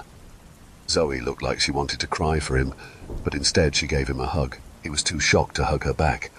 I always thought I'd see them again. He burst into tears. We watched him sob for a while. All I could do was awkwardly pat his shoulder until he gained his composure again and started wiping his face with his shirt. I'll get them for this. His voice took on a dark tone, his stare full of hatred. I promise I'll get them for this. You'll have your chance if you help us, I said. So, you're my... He looked me up and down, unable to find the correct word. Grandniece, I smiled. Yeah. Since we're family, will you help? You will be able to see your sister again. Grandma would be so happy to see you. She was so heartbroken when you disappeared. Okay. Dustin's face transformed into a look of determination. We're going to get that stupid dog collar off, kill those monsters and go back home. But we have to do it quickly. The portals are always on a timer. How long has it been open? Maybe an hour. I shrugged. Zoe went missing a couple months ago and I came here tonight. I think one opened for me, but I don't know why. Then we don't have very long, Dustin muttered nervously. I've seen them open portals when I was still their pet, and they don't last very long at all. I don't know why she opened one again, but if it closes, we could be stuck here for years. At this, Zoe and I tensed up, feeling a very real fear strike our hearts like a lightning bolt. We knew we had to do whatever it took to escape the other world. I told Dustin about the monster that was chasing Zoe and I. He told us that it belonged to a species of fae called redcaps, a malevolent type of goblin which he and my grandma's grandmother told them horrific stories about when they were younger. Their grandmother told them their hoods were always blood red because they needed to regularly soak them in the blood of humans to survive. If it were to ever dry out, they themselves would die. However, Dustin figured out a weakness of the redcaps, the same thing which allegedly kept them alive, human blood, or so the tale goes at least, also could kill them. While he wasn't sure if their hoods were always soaked in blood so they could live, he was sure that their grotesque bodies underneath were deathly allergic to our blood. He told me how he knew this. When he had escaped so long ago, Ordone had recruited such a vicious creature back then too, and it looked identical to the one that had chased us, except that one wielded a terrifyingly large hammer still stained with the gore of its last victim, and ours had a scythe like the Grim Reaper. He narrowly avoided being slaughtered by the goblin, because when it finally caught up to him and grasped him with its claws, it recoiled as if his pale little leg had burned it. His leg had been hurt by Ordone during his escape. She had raked long scratch marks over it. He showed us the scars too, and they were deep enough to bleed. The redcap, in trying to grab him from this very hole we were in now, had gotten a handful of human blood on its bare flesh. Then it died, Dustin recounted, rummaging through a burlap sack full of objects behind him. It let out this scary scream of pain and it just disappeared. See, look, He proudly produced a crimson cloak with a pointed hood from the sack as proof. Our jaws dropped. We were thoroughly impressed. I think they wear these things so they don't get stained with blood. It had rags on its hands, but I pulled them off when it tried to grab me the first time. Wow. I didn't know what else to say. Then, Dustin pulled out a few more things. One, a dagger, which definitely looked like it belonged to this whimsical realm. Not just that, but these little glass vials that reminded me of test tubes, with little woven cords tied to them to turn them into necklaces. It sounded like he had many glass things in there, judging by the clanking noise, but he only pulled out a necklace vial for each of us. I pieced together in my head what he wanted us to do. "She'll cry," I warned as he uncorked one of the vials. "Yeah, but she'll live," he countered with a wisdom that was beyond his visual age. Zoe looked disgusted as he took the blade of the dagger and sliced his own finger. He barely flinched as he did it, and he took the little opening of his vial and held it under the cut so droplets of blood could slide inside. When it was full, he corked the small glass bottle again and put the cord over his neck so it could dangle above his chest. After that, he grabbed a glass jar of what looked like fresh water from a stream. I could see tiny bits of plants in it, and used it to wet a scrap of cloth to clean the blade with. He was smart enough to clean his blood off. I had to remind myself he lived for just as long as Grandma, even if he looked younger than me. "That's gross." Zoe looked at his bleeding finger, which he popped into his mouth. He shrugged at her, then handed the dagger and 2 of those vials to me. I did the same as him, and then put mine over my head. It felt really weird to wear a vial of my own blood, but I guess it couldn't be helped. I cleaned the blade the same way he had, then looked at Zoe apologetically while gesturing for her hand. "Is it going to hurt?" Her bottom lip trembled. I nodded. "Close your eyes." She did as I said, and I quickly sliced her finger. I felt her body jerk, and a few tears squeezed out from her eyes. "It's safer if we all carry our own blood," Dustin said as I collected Zoe's blood in our own vial and then put it around her neck. "In case we get separated, we know the other will be okay." "Right." I watched as Zoe put her finger in her mouth and sucked the blood off. "I know we're in a rush, but we need to think of a plan. How exactly did you escape?" Dustin told us how he had escaped Ordone's residence. He spilled the boiling pot of water sprites she had been cooking, and when she was distracted bending over to collect the creatures, "They are very manic about their food," he'd said. He stabbed her from behind and kept sawing at her neck with the dagger until her head was only connected to her shoulders by a few ropes of flesh. Then he'd taken the key from her neck and freed himself from the collar. It was disturbing to see him regale such a thing so casually, but I had to remind myself that he'd been stuck here for decades in mortal realm time. "But then how is she alive?" Zoe had asked, looking like she didn't believe him. Her head grew again. Dustin looked like he didn't understand it himself. "I don't know how or why, but cutting the head off doesn't work. I heard iron is able to kill them." I showed him the iron things I had brought with me, and his eyes gleamed with sadistic glee. "Neato!" Dustin smiled, his teeth yellow and crooked. "I've been wishing I had iron for so long, and now we do." However, he said that while it was great we had iron just in case, the Fae people were very cautious of touching iron, so we would need to be clever about it. Since we only had one shot, the plan remained the same. We would try to decapitate Ordone to at least render her unable to chase us until we made our escape. Once she was incapacitated, then we could use the iron if we had the time.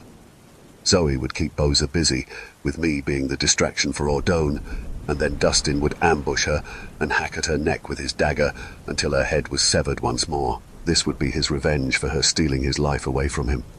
"She won't fall for the same trick again, though," Dustin warned. "But my granny always told us that Fae people never turn down food or a chance to dance to a good tune." Zoe made a face, clearly doubting this. Dustin noticed and shot her a glare. "I'm the one that's been trapped in Weirdsville. I think I know what I'm talking about. I tried it once on the small one. Here," and by small one I assumed he meant Boza. He produced some oddly shaped glass vases and cups and delicate china spoons, clearly not from our world. He tapped the spoons against the glassware he'd lined up in front of him, creating a gentle string of light, tinny musical notes. The glowing, bug-like things in the jars stopped flying about wildly and stilled themselves, landing on the side of their glass prisons closest to Dustin. "See, the pixies like it," he'd said. Zoe's eyes brightened at that. "Pixies?" She grabbed a jar and scrutinized the orbs of light resting inside. He snatched it back from her. "They're not like how you think. They're just lights with wings." Dustin set the jar back down gingerly. "But they're fragile. so be careful with them. We should go now. We stuffed the glassware into my backpack. Then, the three of us left his underground hovel, which I remember at some point he had told me had contained a sort of elf or gnome that had clearly died of old age and remained as a horrifyingly mummy-like, dried-up carcass. We couldn't see or hear the red cap, but still, we stuck close under the shade of the trees, ducking and jumping at every sound, following Dustin's lead. He seemed very skilled at being stealthy, intensely on his guard in case something would sneak up on us. The forest was teeming with giant beetles and centipedes.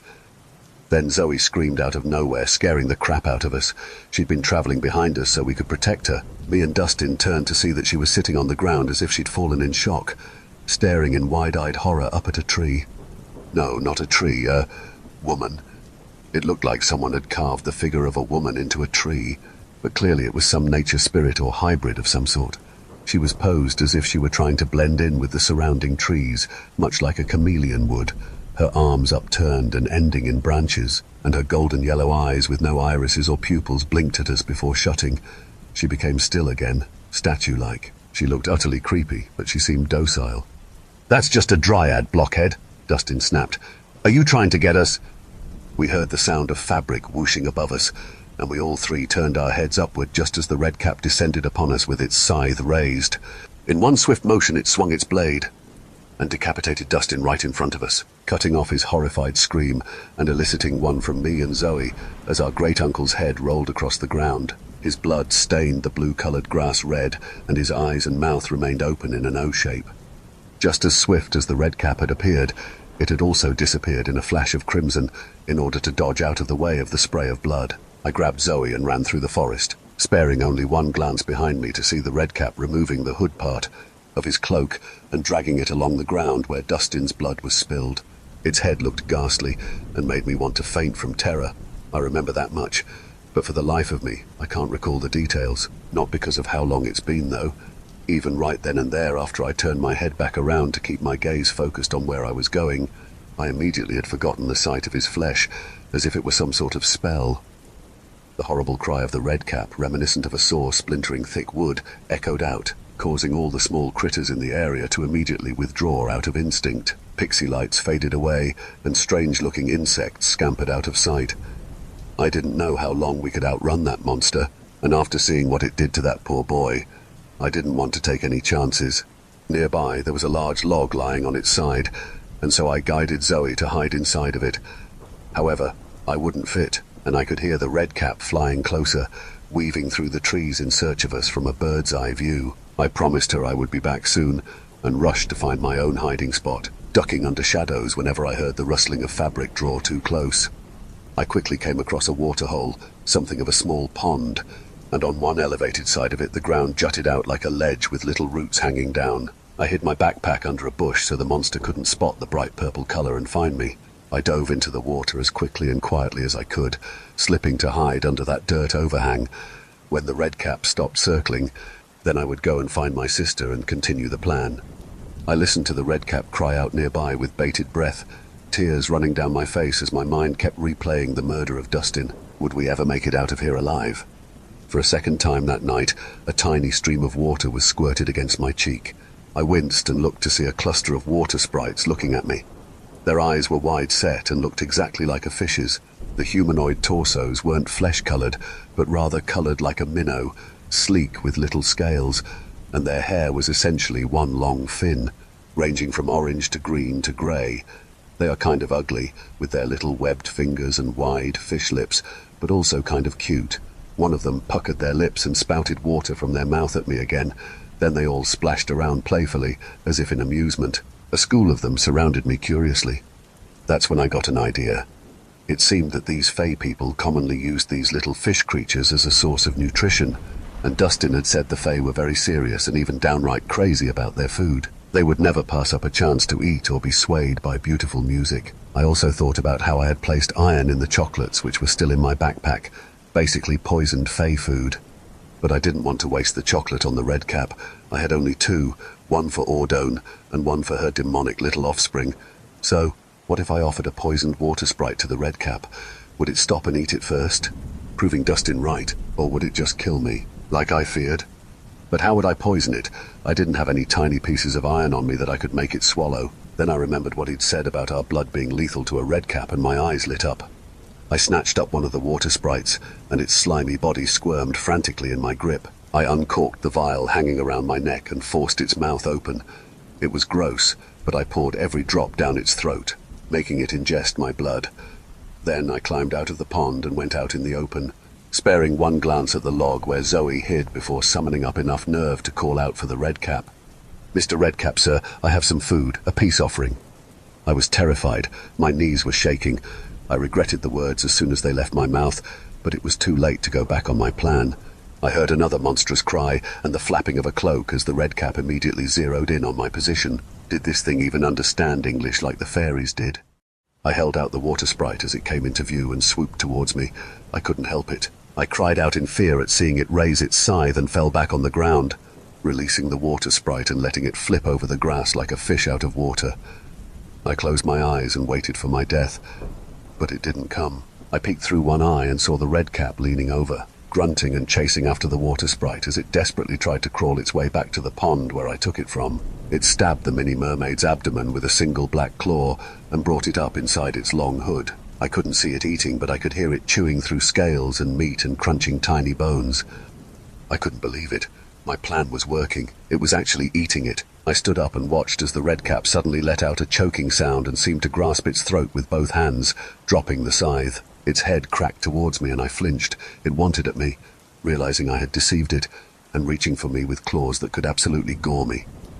But then it dropped into a heap of red bloody fabric on the ground, no longer a grotesque body under the cloak. I crept forward and yanked the cloak away to be certain, and sure enough, there was nothing under there but grass. I wanted to cry from relief, but then Dustin's loss hit me again and I wept a little, then collected myself and found Zoe. Morbidly enough, Zoe took the hood and wore it, although it had Dustin's blood on it. I gave her a look that said I thought she was crazy for doing so. "It's a trophy," Zoe sniffed. "Dustin had one too. I'll keep it for him." I respected that, so I left the subject alone and gathered the large scythe from the ground. It was a bit heavy, but I was going to use it all the same. I retrieved my backpack and we set off to Ordone's cottage. Despite its homely appearance, it loomed quite forebodingly in the distance. When we got to the meadow, Boza was running and playing outside. I took my backpack off and began preparing things for our plan, setting out the material gifts I wanted to give to the Fey Mother, like the jewelry. Zoe helped me set up the glasses on the ground and we began playing our music, hitting the cups and vases with the delicate spoons to create a soft tinkling melody. This got Boza's attention and she ran inside the house. "Be ready," I whispered to Zoe, nudging her with my arm. "You have to play with Boza and distract her when I give the signal." I glanced at the scythe I had laid behind me. Dustin was going to kill her, now he's dead. Zoe looked scared and lacking in any confidence for our plan now that the boy was gone. Boza came back out of the cottage with Ordone in tow.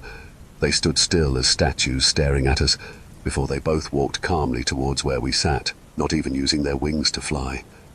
Nervous couldn't begin to describe how I felt. I heard Zoe's breath become labored.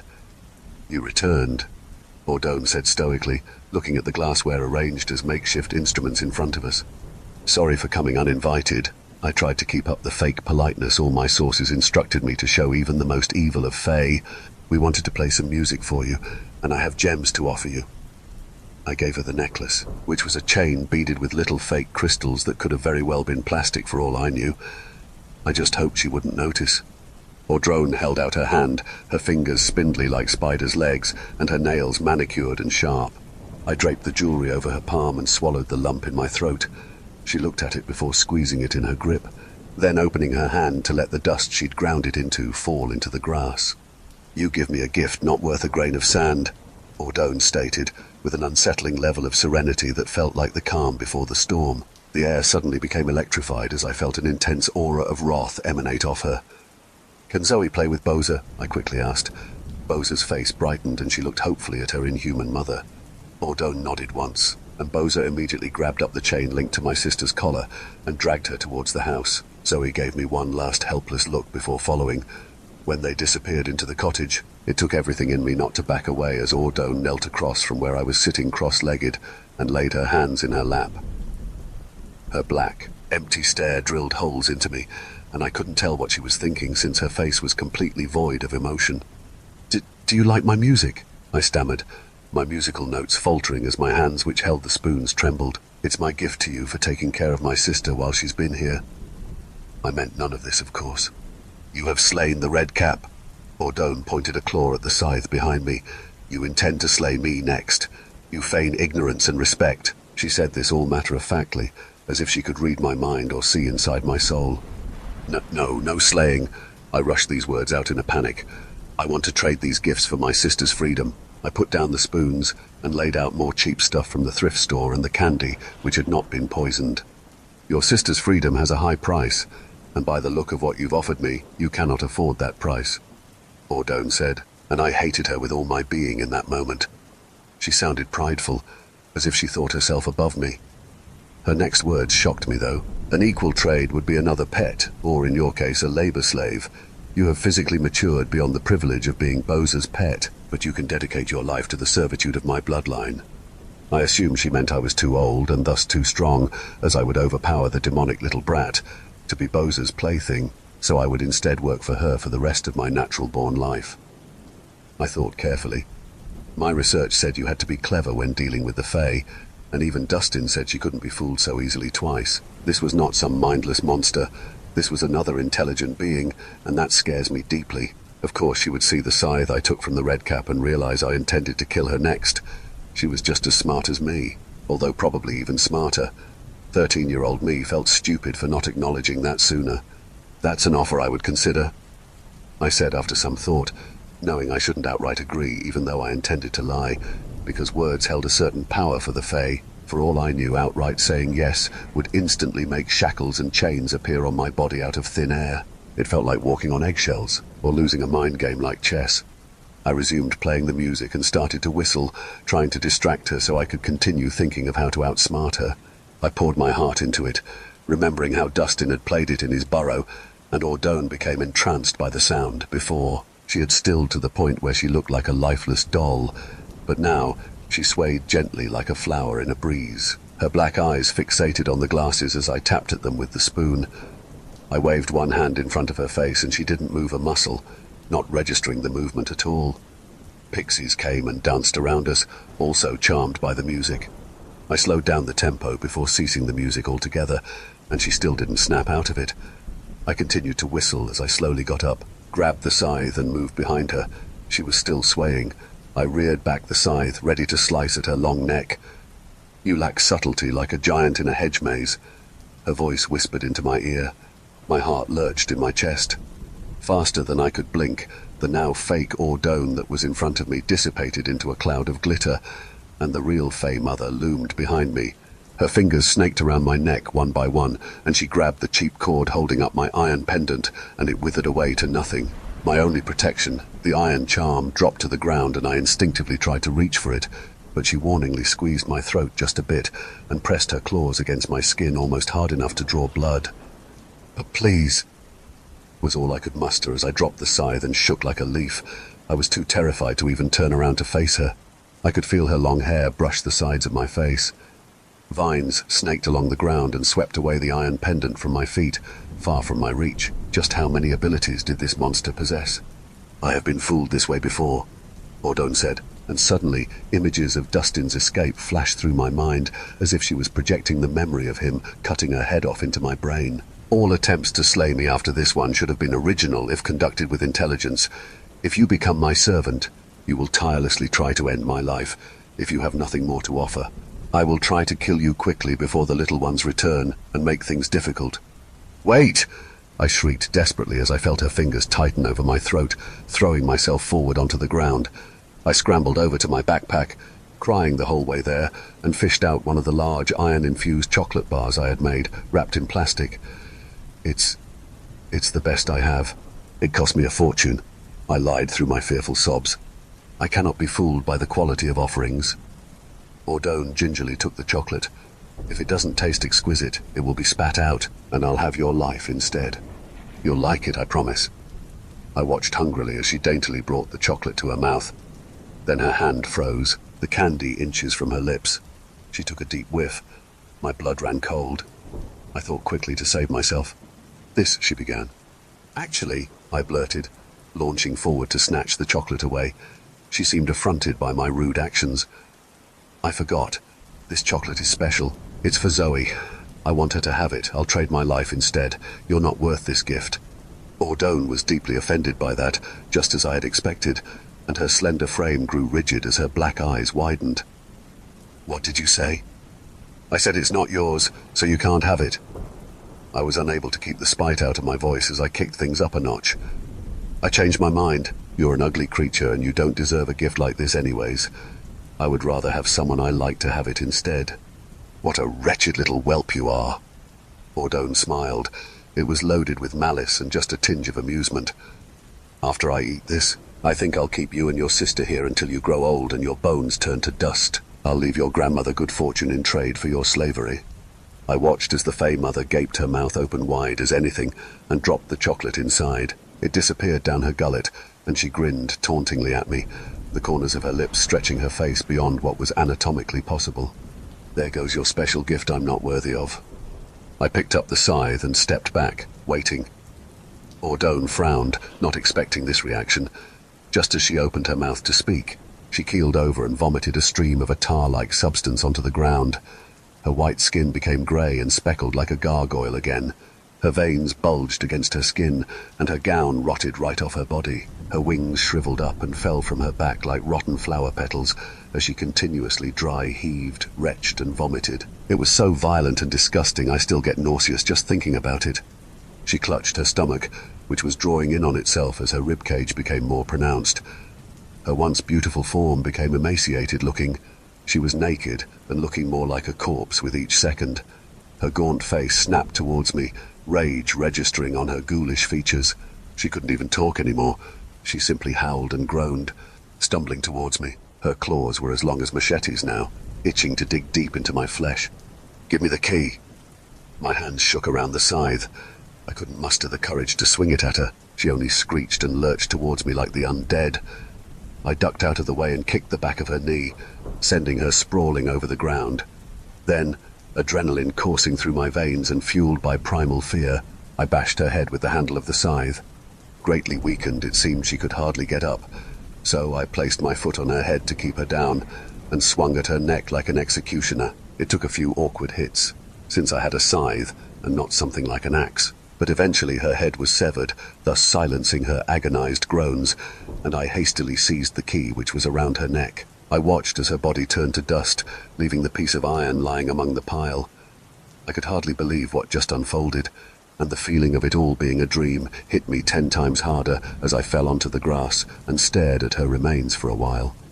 I got myself together and went into the cottage, where I saw a surprising sight. Boza was now in the cage, with a smug-looking Zoe standing outside of it and tossing fruit at her head. She would later tell me that she had tricked her, suggesting an idea for a game where they would switch roles and the Fey girl would become the pet. Boza had turned grotesque like her mother, but only in anger as she freaked out and screamed furiously behind the golden bars. "Stop that, let's go!" I grabbed Zoe's arm and pulled her away.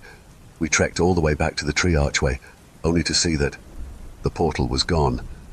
Instead of the normal woods behind our house waiting just beyond the threshold, it was more otherworld woodlands. I just remember collapsing on the ground and sobbing my heart out at the fact we didn't make it in time. Zoe knelt beside me and started crying too. Once I composed myself, I took this moment to unlock her collar and remove it from her neck. "What are we going to do?" she asked. I thought for a moment. If Ordone knew how to open the portal, maybe she passed down this knowledge to Boza. "I have an idea." I grabbed her hand, and once again we returned to that cottage that I was all but sick of seeing at that point. Boza had calmed down and was now sitting and weeping. Her appearance returned to normal. It made me feel a twinge of guilt, but I reminded myself that she was the spawn of a monster, and so I sauntered over to the cage and addressed her. "How do we open the portal to our world?" Boza glared at me. "Where's my mummy?" "She's gathering those fish creatures at the creek," I lied. "She said we're free to go, but she's too busy to help us at the moment. How does she open the portal?" "I'm not helping you." Boza tipped her chin up defiantly and crossed her arms. "If you tell us how, I'll set you free." I bargained, dangling the key for her to see. "And if it's not a lie or a trick, I'll give you this chocolate before we go." Zoe gave me a look, thinking I meant the iron-infused chocolate, but understanding crossed her face as I produced a more fey-safe candy from my backpack. As much as I didn't like Boza, I wasn't fully willing to see her suffer the same painful date as her mother. Okay? Boza's face softened. Then she pointed at the silver harp I had seen Ordon with earlier leaning against the wall. Mum plays that and it opens. It's special, so you can't lose it. I won't lose it, I promised, grateful for her help as I unlocked the cage. She snatched the candy from my hands and devoured it, spat it out when she realized plastic encased it, tore the wrapper off, then ate the snack-sized chocolate ravenously. Your mum plays the harp beautifully. Could you play it for us and open the portal? For another chocolate, yes, Boza nodded. After all, you only told me to tell you how. Whatever. I rolled my eyes and gave the little fairy girl another chocolate. She smiled brattily, ate the chocolate, grabbed the harp, and led us out the cottage. Follow me. For what felt like the millionth time, we returned to those two weird conjoined trees in the forest. Zoe seemed in high spirits since Dustin's death, but quite exhausted, and Boza hummed the entire way with her dragonfly wings fluttering on her back. When we got there, she sat on a tree stump, and her fingers danced over the silver strings of the gleaming harp. I almost fell asleep standing just listening to it, and my eyes never left the sight as my mind fogged. She glowed softly, like wan moonlight, and the archway began to shimmer. Yay! Zoe squealed as the portal appeared, showing us the dark and bleak forest around Grandma's house. Her shrill voice snapped me out of my stupor, and I had to stop her from running right through it. Boza, one last thing, I said to the pale fairy. Boza gave me a curious and distrusting look. Give me that harp. I ignored Zoe's questioning look. If the harp could open the portal, nothing would stop any more fairies around here from getting to us. What if Boza discovered what I had done to her mother, grew up, and decided to enact revenge on our family? You humans are so greedy, Boza giggled. We've done so many trades already. Here's another chocolate, now give it, I said more forcefully, throwing one more candy at her. She frowned as it bounced off her little chest and landed on the ground. I reached for the harp, but she started to fly out of my reach, wings buzzing obnoxiously loud. Nina, stop being mean, Zoe chastised me, making me want to throttle her because she got me in this mess in the first place. This is Mommy's, it's not worth sweet food, Boza snapped. That isn't a fair trade. Give me something better. Here! I turned my backpack upside down furiously and dumped out everything I had. Of course, none of it interested her. No thank you, Boza said after examining everything. My anger grew. What about this? I showed her the large chocolate with the iron in it, and Zoe gasped. I had grown tired of this nonsense and didn't even care if the little fairy girl got hurt. It's the best chocolate you can get in the human world. It's big and delicious. Bah! I said no. Boza quite literally hissed at me, like a snake or a rabid cat. I couldn't even get her to eat poison, it seemed. What would I do? Zoe tugged my sleeve nervously. Let's just go. But I didn't want to leave without being sure we wouldn't be in danger. How could I ever continue my life? You little brat, you stole my sister away. It's the least you could do. I lost my temper at her. Boza stuck her tongue out at me. She wanted to play. I'll do it again too. That'll teach you to be mean to me. She then turned and started to fly away at a casual pace, humming as if no longer concerned with us. Our eyes widened at the threat and my blood started to boil. I looked at the ground, my eyes fixing on the moon-shaped iron pendant lying there. I picked it up and threw it at her back with all my might. No sooner than it made contact with the flesh between her shoulder blades, Boza released a screech of pain. Where it had touched her grew a patch of stone-grey, sickly flesh with black veins, which spread across her back. She gradually dropped, growing weaker, like a housefly sprayed with bug repellent. Zoe watched in horror as her wings and the little hair-like feelers she had back there curled in on themselves and fell. Boza was now a flightless fairy, sobbing and screaming in agony as she crouched on the ground, finger reaching back to touch where her wings once were. But she wasn't dying like her mother had. It was just that one area that had been infected. Nina, what did you do? Zoe confronted me. Mommy, Boza weeped. Remorse hit me like a bullet train, and I hastily ran over and scooped the fey child into my arms. She was so wrought with pain that she didn't even struggle. She let me carry her through the portal into our world. Zoe followed me through the dark woods, bringing the silver harp with us, as I carried her to Grandma's house with us. I banged on the door until the old woman finally woke up and came down. She looked like she was looking at a bunch of ghosts when she saw us. "Nina! Zoe!" Grandma cried. "Oh my God, it's been months since you went missing." "Months?" Zoe and I cried out at the same time. "Who is that?"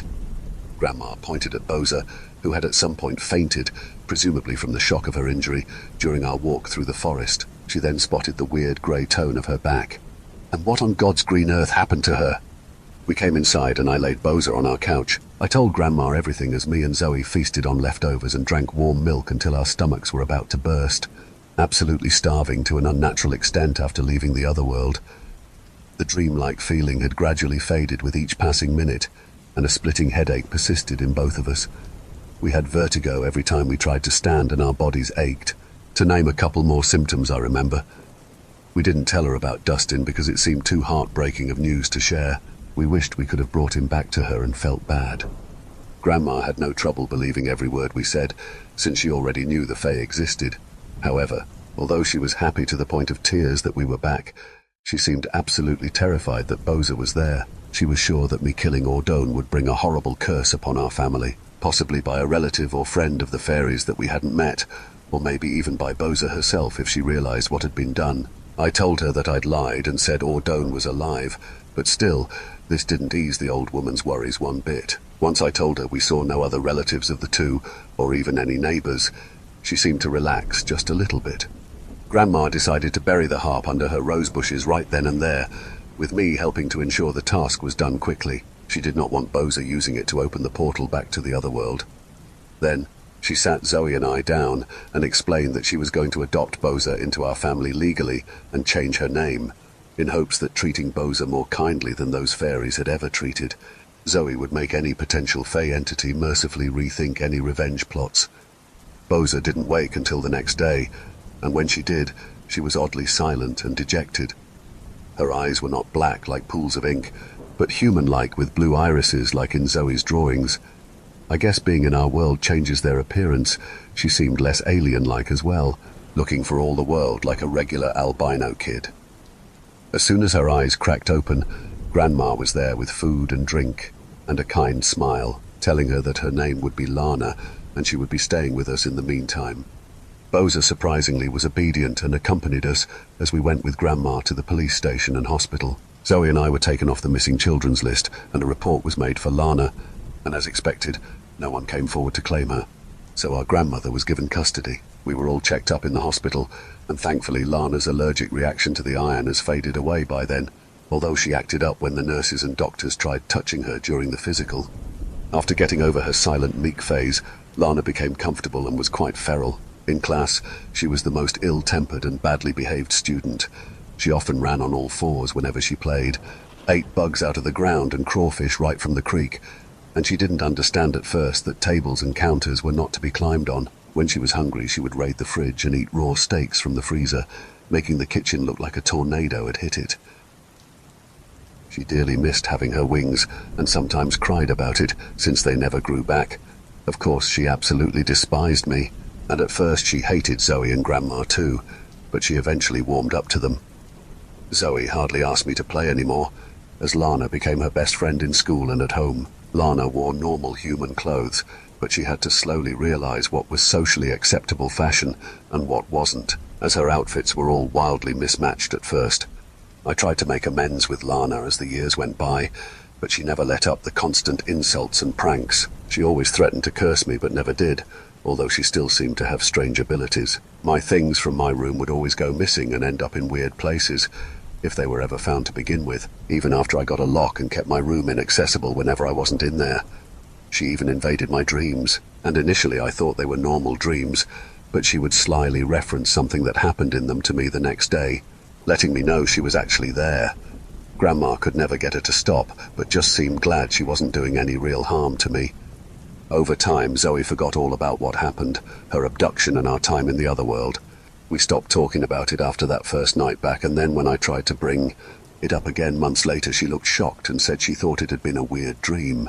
She told me she didn't want to talk about it.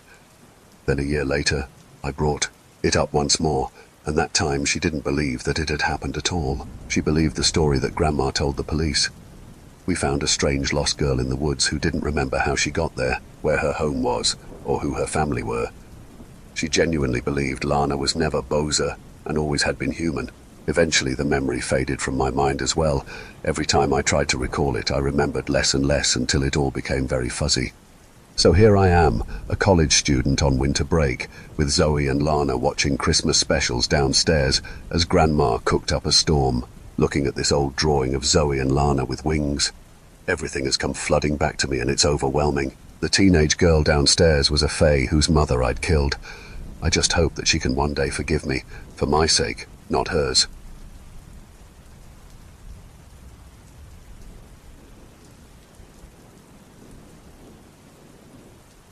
This is going to sound insane, but I'm so sick of keeping it to myself. I was witness to something of a homicide, and very few people know what truly happened that night. If you ask me, the government is purposely preventing it from spreading worldwide because it sort of involves supernatural. Very obviously so, to the point it would probably create mass panic. So big details were hidden and it has very little, next to none, news coverage. I've honestly been afraid that if I speak out, I'll go missing, if you catch my drift. But I'm tired of staying silent about this. It's like a huge weight on my chest. I don't care about sounding crazy anymore. This experience has ruined my life.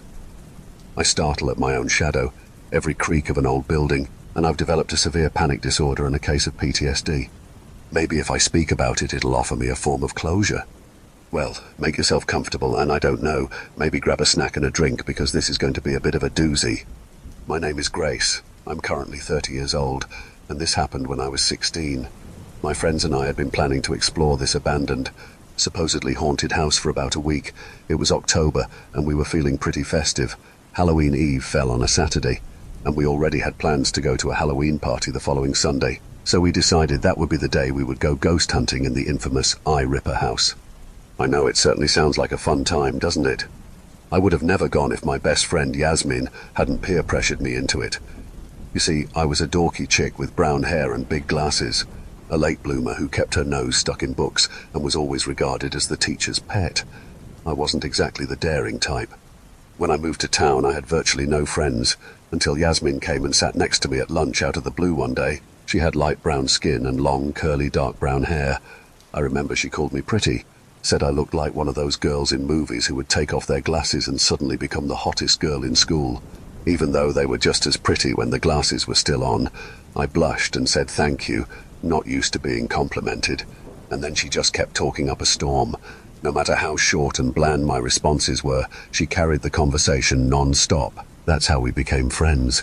She almost sort of adopted me, like a pet, and dragged me everywhere with her. Others who didn't like me were forced to get along with me in her presence, and I was invited to a lot more parties. The thing about Yasmin was, while on the outside she seemed like a cliché popular cheerleader all the boys drooled over, she was an absolute geek for the paranormal. She ran a vlog where she talked about ghost stories, folklore, and tried to commune with spirits on her bedroom floor via a Ouija board. Her parents didn't know, of course, and she kept it a secret, generally from our classmates. But a week before the incident, she had complained about her viewers pressuring her for more risky content. They wanted her to explore abandoned and haunted places like other content creators did. And while she didn't have a lot of subscribers, they were very loud and demanding and threatened to leave her with none if she didn't follow their suggestions. She had drawn them in with her personality, and now she had to keep them hooked by spicing things up a bit. The only people she told about this aside from me were her other friends, John, Zach, Bryce, and Vanessa. Well, Bryce was her boyfriend. He was on the football team with John, and they were inseparable, and among the kids who were popular because they were cute-looking, athletic, and outspoken. Vanessa was a relatively new friend. She was kind of a lot to take in, and no one really liked her. But Yaz had adopted her the same way she had done for me, so I have no room to talk. Zach was sort of a social reject, and everyone believed John became friends with him out of pity, mostly because they couldn't believe John, the quarterback heartthrob, actually had an interest in Dungeons and Dragons, which they had apparently bonded over. Yasmin had broken down the plan to us while we were in her house after school one afternoon, watching a movie on her couch with her parents at work. "So, you know the house those kids were killed in some years back?" Yasmin spoke with a mischievous grin. "Oh God," I said with a groan. "You mean that freaky-ass house where those kids were found with their eyes ripped out? That house?" John asked incredulously. To describe John, He was tall, with dark brown skin and short black hair. He often wore his bright red varsity jacket. "Oh yeah," Vanessa pitched in with a sick grin of excitement. "Sign me up for that, baby." She was a true crime fanatic, to an annoying extent, at least in my opinion. She almost seemed to fangirl over serial killer cases, as if she were gushing about celebrity drama. She was pale from powdery foundation, with blonde hair dyed black at the tips, and mascara always ringed her grey eyes. "Well, count me the fuck out," Bryce said through a mouthful of popcorn as he dug his hand greedily into the bowl we were sharing. He had sandy blonde hair with blue eyes and really liked wearing hoodies most days, even in the summer. "Bobby," Yasmin whined as she wrapped her arms around him. "Are you really going to let me explore some abandoned house all by myself with no big strong jock to protect me?" "Yas, why the hell would you want to go there?" I asked, rubbing my temples stressfully. "I told you," she rolled her eyes. "Ghost hunting in spooky abandoned places is what's hot with paranormal vlogs nowadays." "You have a ghost hunting vlog?" Zach, who hadn't spoken in a while from his secluded spot in the armchair in the corner, suddenly piped up. He was skinny and naturally pale, with shaggy black hair and thin-framed glasses. He always seemed to wear band tees and skinny jeans, and he barely talked outside of his circle of video game nerds at school. "I do now." She smiled at him. "Come on, you guys. This Saturday, Halloween Eve. Don't be pussies, it'll be so fun. Oh, and pack your sleeping bags. We're going to be spending the night." "Hell no," we all, except for Vanessa and Zach, shouted in unison. "Come on, what's the worst that can happen?" Yasmin seemed to be getting frustrated at our refusal. "Casper jumps out at you and goes boo. There's 6 of us. It won't be that scary with such a big group." "I'm in," Vanessa said, "but what are we supposed to tell our parents?" "Tell them you're all at my place," Zach said, smirking deviously. "My dad works the graveyard shift, and my brother will cover for us if anyone calls. There won't be any trouble." "Don't tell anyone where we're going," Yasmin snapped. "I'm serious, not one soul. I don't want this getting out to people at school. My mum would snap my neck if word got out and she found out I was doing this." Zach raised his hands up defensively. "I'll tell my brother we're going to a party. Chill." "Wait, so you're actually doing this?" Bryce asked, finally turning his attention away from the movie. "Yes, I'm serious. I want to catch some creepy paranormal shit on camera." Yasmin gave him a hard stare. "You're out of your mind." John shook his head and laughed. "If you're scared, just say that." Yasmin crossed her arms. John and Bryce exchanged annoyed glances. "Ain't nobody scared," John replied indignantly. "It's just childish," Bryce defended weakly. "Are you two really going to let Zach prove he has bigger balls than you?" Yasmin smirked and raised an eyebrow at them. John and Bryce glanced over at Zach, who tensed awkwardly under their gazes, then back at Yasmin. "Fuck, fine." Bryce's shoulders sagged as he gave up. "Whatever," John shrugged. "But if I die, I'm definitely haunting you." "I don't think it's smart to go to some abandoned house where people were murdered," I said shyly. "Please?" Yasmin held my hands in hers and stuck her bottom lip out. Her eyes grew big. As much as I tried not to, I cracked a smile. "Come on, Grace. Show everyone you're not the square they think you are." Vanessa took a subtle jab at me with a sneaky smirk. "Fine." I shot a glare at Vanessa, absolutely hating to be called a square. "But never again." Yasmin squealed happily and hugged me. It felt nice to be shown affection and included, and at the time that was worth risking a visit from a ghost.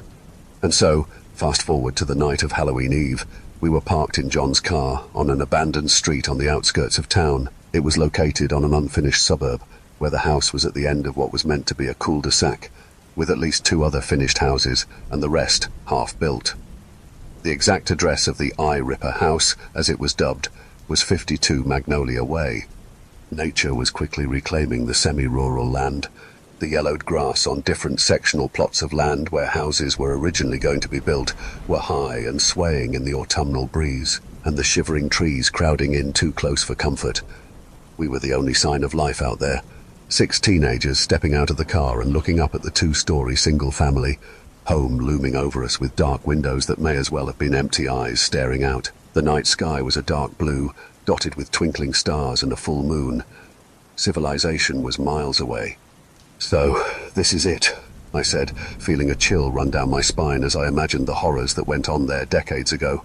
There were remnants of old memorials littering the street, fake flowers and little teddy bears blown away by wind, dirty, weathered, aged, and covered with leaves. "This is it." Yasmin nodded as she and Bryce pulled out the duffel bag with the ghost hunting gear. It contained a notepad and pen, an infrared camera, an audio recorder, enough walkie-talkies for all of us, headphones to listen to any recordings, heavy-duty flashlights, and last but not least, a Ouija board. Oof, it's chilly out here. Vanessa rubbed her shoulders up and down, her alternative goth outfit with a mini skirt, halter top, and fishnets no match for the cold October air. Here. Bryce took off his hoodie and gave it to her. Yasmin paid them no mind as she opened the camcorder and started filming. Okay guys, let's do an intro. So here we are, at the haunted house, where the Eye Ripper took the lives of 4 children long ago. People say you can see ghosts in the windows and hear crying coming from inside at night. She panned the camera across the property. My team and I are going to be spending the night here and seeing if we can catch any evidence of paranormal activity. She turned the camera on us. Okay, introduce yourselves. You first, bestie. Hi, Yaz's followers, I'm Grace. I smiled at her, calling me her bestie, and waved at the camera. I didn't really like being on camera, but thankfully she switched to pointing it at Bryce next. I'm Tristan. You don't need a fake name, you loser, Yasmin joked. Next. I'm Vanessa, but my friends call me V. She flashed a peace sign. I'm Zach, and no one calls her that. Zach laughed as Vanessa shoved him. I'm John, and let me tell you, peer pressure is one hell of a drug. He smiled at the camera nonetheless. All right, who wants to be the cameraman? Yasmin asked. I'm the host, so I need to be front and center. Me! Vanessa skipped over and took the camera, making goofy faces obnoxiously close to the lens. Okay, but you got to be serious about it. Yasmin glared at her sternly. And who wants the audio recorder and the notebook? I'll take this. Bryce snatched the notebook and pen from her. Less work. I'll be in charge of the audio recorder, I guess. Zach stepped forward and took it. Maybe we'll catch a ghost beatboxing or something. He giggle-snorted at his lame joke. Here are the walkies. Yasmin handed out one to each of us. Why do we have these? I asked as I took mine. Don't we have our phones? Well, walkies are more official and cool-looking, Yasmin shrugged. In other words, you saw it on a TV show and wanted to copy it, John said. We're not planning to separate, are we? Zach asked slowly. I mean, we might get separated looking around for shit, unless you guys plan to be all up under me like babies or something. Yasmin waved dismissively at him. Look, just take the walkie, okay? Now get your sleeping bags. Like we were scolded children, we obeyed and grabbed our sleeping bags.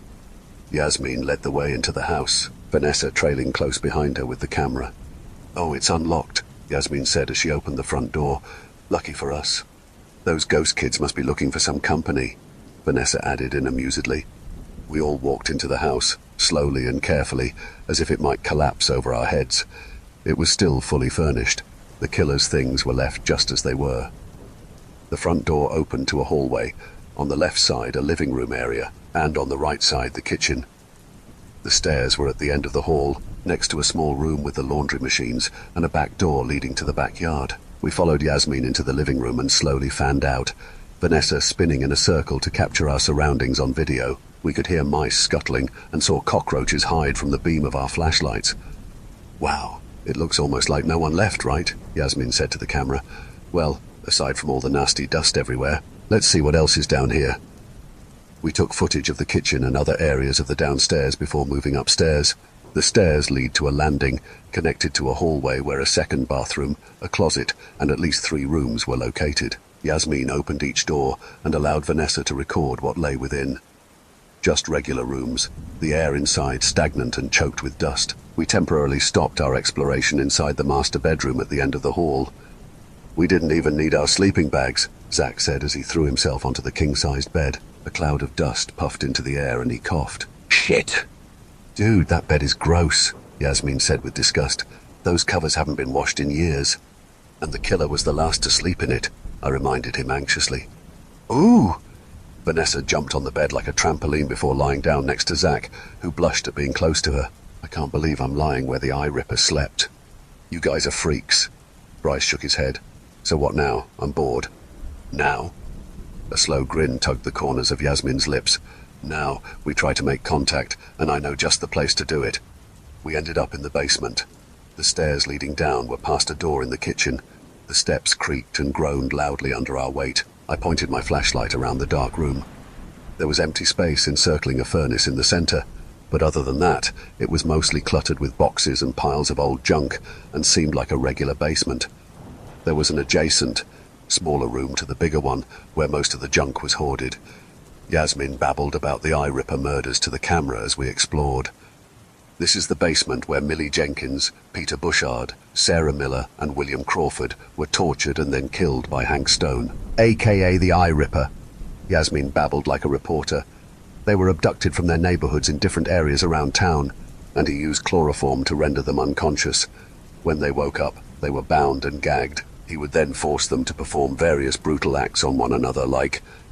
I tried my best to tune out her rambling, as I didn't want to imagine poor innocent kids being hurt in such a way. I tried to focus on observing the random objects around the room, highlighting things like a half-empty cigarette pack and a cracked smartphone. Wait, a phone? After he was through mutilating them, he took a knife and gouged their eyes out while they were still alive. Yasmin continued as I bent down to pick up the phone. The others huddled close around her while I lingered in a junky corner. Then, oddly enough, he wrote a letter confessing to his crimes and hanged himself in this very room. But before he did, he gouged his own eyes out. One of the most bizarre things about this case. Did he feel guilty? Did he want to feel what his victims felt? I turned the phone over in my hands. It wasn't as old as most of the other things in the house. In fact, it seemed quite new aside from the dust and cracks.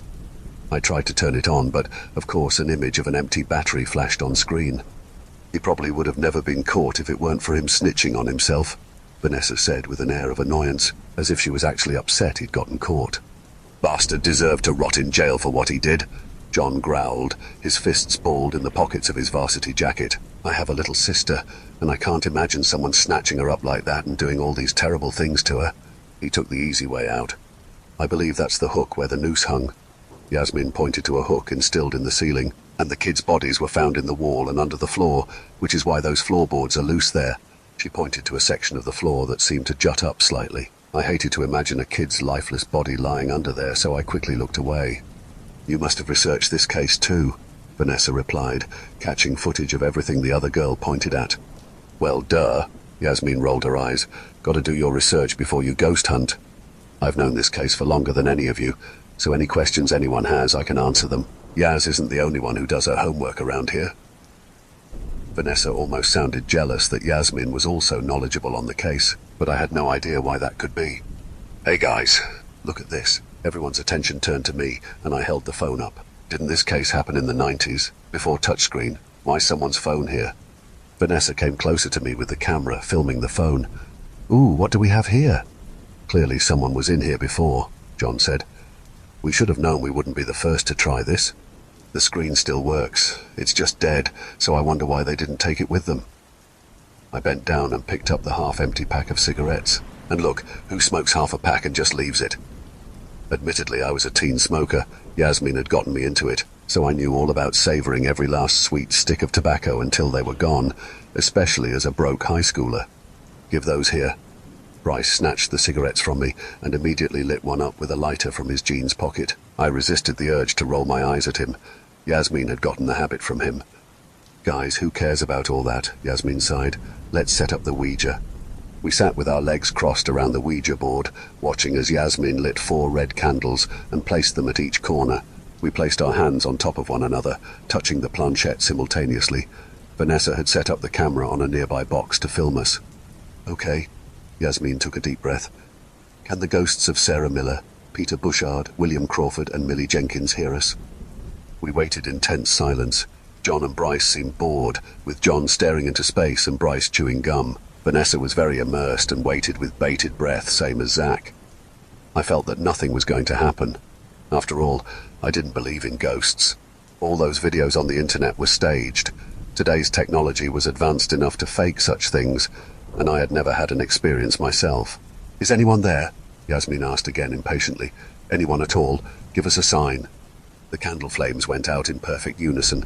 We jumped, startled, but managed to keep our hands on the planchette. Thankfully, we had at least 2 of our flashlights lying on the floor pointing at us as an extra source of illumination for the camera. That was a breeze or something, Bryce assured himself more than anyone else. Yeah, was all John could say. In the basement, Vanessa squeaked. They went out at the same time, Zach marveled. You're so easily entertained, Bryce scoffed, prompting John to give him a warning elbow jab in his side. "Oh my God, I caught that on camera," Yasmin gushed. "We caught it on camera," Vanessa corrected her. "Ask something else." "Who are you?" Yasmin asked. Slowly, the planchette moved under our hands. We all broke into disbelieving laughter and jeers. "Oh, stop shitting me, that's gotta be one of you," Bryce laughed. "Yeah, someone's moving it," I agreed. Yasmin muttered as our eyes followed the planchette. H. "Okay, which one of you goofs spelled Sarah?" Zach asked, giving us each an accusing glare. It seemed he didn't find it as funny as us. "Wasn't me," I said. "You said that pretty quick." Bryce raised an eyebrow at me. "It was definitely you." "No, it wasn't," I snapped. "You're the one accusing people right off the bat. Maybe it was you." "Oh, and she's defensive," Vanessa snickered. "She's definitely guilty." Yasmin defended me just as I opened my mouth to retort. "Hey guys, if she said she didn't do it, then she didn't do it." "Then who did?" Zach asked coldly. "I believe our little ghost friend Sarah Miller did it." Yasmin smiled. "Isn't that right, Sarah? Give us a yes or a no."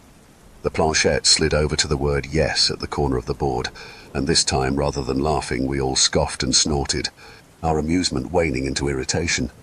"This is getting old," I said. "I'm sure it'll be great for your little channel, though." Yasmin frowned at my tone. It came out much ruder than I intended. I couldn't help it. I was starting to get super tense in this situation. I regretted even coming. Everything about the house from the moment we crossed the threshold felt wrong. The feeling worsened the longer we stayed. "Okay, Sarah, tell us why you're still here." Yasmin resumed her interrogation of the spirit as we all shifted restlessly in our spots on the dirty floor. The planchette, quicker this time, moved to spell out another word. "Looking." I was the first to piece it together. "Looking for what?" Vanessa asked, looking at the air all around us. It seemed she had started to believe the ghost was real. "Sarah, what are you looking for?" I'm supposed to be asking the quest..." Yasmin cut herself off with a gasp as the planchette furiously zipped from letter to letter across the board. My hand nearly slipped off. It went so fast. I tried to feel who was moving it, but it wasn't possible. Our hands all seemed to be limply riding the triangular piece of wood. The planchette spelled out a 4-letter word. "Eyes," John said in confusion. "Eyes?" Zach looked beyond unsettled. "It said eyes. It did. Whoever's doing that could at least be clever." Bryce rolled his eyes. "Eyes? Seriously? At least be original." Zach's breathing became shallow as the planchette started moving again, without anyone asking any questions. "F.I." Zach jumped up from the Ouija board, and his hand removing from the planchette made it cease all movement. "Hey, it stopped when he got up. That means it was him." Bryce pointed at the shivering and sweaty boy. "No, it stopped because you're not supposed to let go until you end the game properly," Yasmin admonished. "Stop blaming Zach," John warned. Zach shook his head and ran upstairs without another word. Vanessa giggled. "Where is he going?" "Ugh, you guys are seriously fucking this up," Yasmin complained. I turned to her. "Are you serious? You're the one who begged us to come out here." "Right," John backed me up. "You got your footage. Now let's get the hell out of this creepy basement." Okay, geez. Yasmin stood up and we all followed suit. "Let's go set up our sleeping bags, you big babies." I trailed at the back of the group as we ascended the basement stairs, casting a nervous glance over my shoulder at the darkness. For a split second, I swear I saw a shadow shift, and I shone my flashlight at the wall where I thought I'd seen it. Nothing looked out of the ordinary, but that didn't stop me from hurrying up the stairs. It had to be my imagination. There was no way I saw the faint silhouette of a small body moving deeper into the darkness. We decided to camp in the living room. This way, if we all decided to hightail it to the car, the front door was not far away. We pushed the old-fashioned looking sofas against the wall and scooted the cobwebbed coffee table out of the way, making space in the center of the wooden floor. Zach, not saying a word to anybody, quickly unrolled his sleeping bag, slipped inside, and tried to go to sleep. The rest of us, however, were wide awake, and since it felt better to be out of that basement, we were all chatting and laughing as Vanessa filmed us. Look at us, spending Halloween Eve in a creepy haunted house. Yasmin stared each one of us in the eyes with an approving grin that made my heart feel warm. We're such badasses. We're different from other kids that probably looked around for 5 minutes and dipped. We're staying the night. We got balls of steel. Everyone except Zach agreed wholeheartedly with smiles of pride on their faces, including me.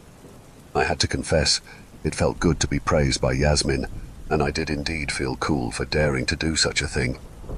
Also, I had kept the smartphone I found with me, and currently had it plugged up to a fully charged portable power bank I brought, in case my own phone ran out of battery. There was a good chance I wouldn't be able to get in because of a passcode, but I wanted to try anyway. "Did you get anything on your recorder, Zach?" Vanessa asked, poking him. "I didn't check," Zach grumbled. "Let me sleep." "Give it here," she urged. He all but tossed the audio recorder at her, and she grabbed it and plugged in the headphones. "Let me see that camera," I said, feeling bold. "I want to see if you caught my good side."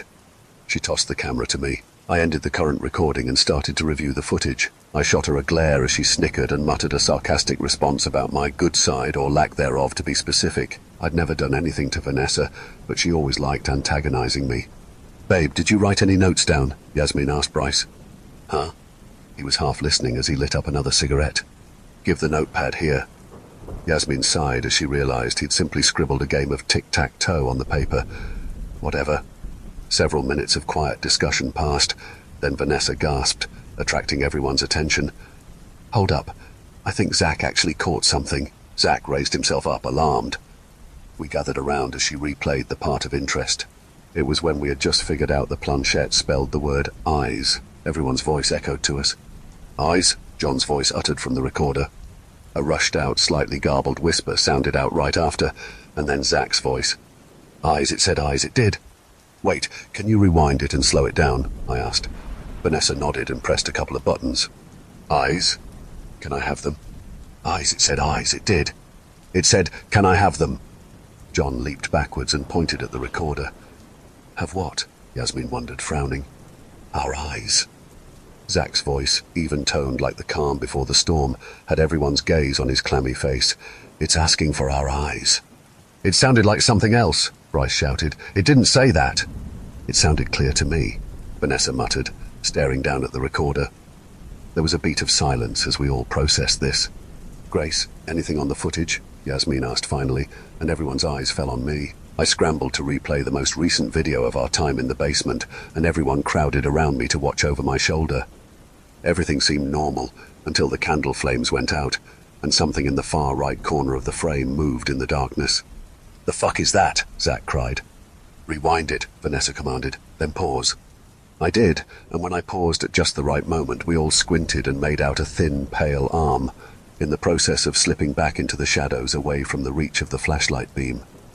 It was as if some person, with milky white skin, had quickly and silently stepped out of frame. We all looked at each other. "Let's get the hell out of here," I whispered. That launched everyone into action. We rolled up our bags and ensured we had everything we needed. Vanessa insisted on carrying the camera and filming, rather than placing it back in the duffel bag, and we were all too concerned with leaving to care. We rushed out to John's car, John already having the keys jingling in his hand. We threw our shit in the trunk and piled into the seats, packed like sardines, breathing heavily and anxiously peering out the windows at the dark night. We waited for John to start the car. He twisted the key, and the engine spurred to life with a deep purr, like some majestic beast came to save us from this nightmare. Then it sputtered back out. "Huh?" John tried again, and again, and again. It sounded like the engine wouldn't turn over. "The fuck? Didn't you say you got this piece of shit checked out?" Bryce hollered. "Yeah, I did," John shouted back. "It was working just fine on the way here." "Oh God," I muttered, sitting in the middle seat and looking up at the house through the windshield. My breath caught in my throat. Someone was standing in the upstairs window, watching us. A young boy, with skin whiter than the moon, and his eyes covered in shadow to the point they looked like they were completely black. My mouth fell open, and my heart skipped a beat. "You okay?" Yasmin tapped me, a look of concern on her face. I looked at her, then looked back. The boy was gone. I wanted to believe I had imagined it, but after what we experienced so far, I knew that wasn't true. "I just want to go," I whimpered. "Looks like we're not going anywhere," Vanessa boredly replied, looking out the window with her cheek resting in her palm. I wondered how she could be so calm, but maybe it was a facade so she wouldn't lose her shit. Zach buried his face in his hands silently as John banged his fist angrily against the steering wheel. Bryce ran his fingers stressfully through his hair, and Yasmin chewed her manicured fingernails into jagged bits. Finally, after endless attempts at starting the car, John defeatedly leaned his head against the steering wheel. "Look, I know it sucks, but we can still walk." I broke the silence, putting my hand on his shoulder. Bryce looked at me from the passenger side seat. Walk all the way back? That'll take an hour or two. What choice do we have? I hissed. I'm calling my brother. Zach took his phone out of his pants pocket and opened his calling app. He can pick us up. Perfect. Bryce slumped down in his seat, relieved. He'll totally give us shit for being here, but fuck it. Zach nodded as he pressed the call button over his brother's contact. He might even think I'm pranking him, so I'm going to put it on speaker so you guys can verify my story.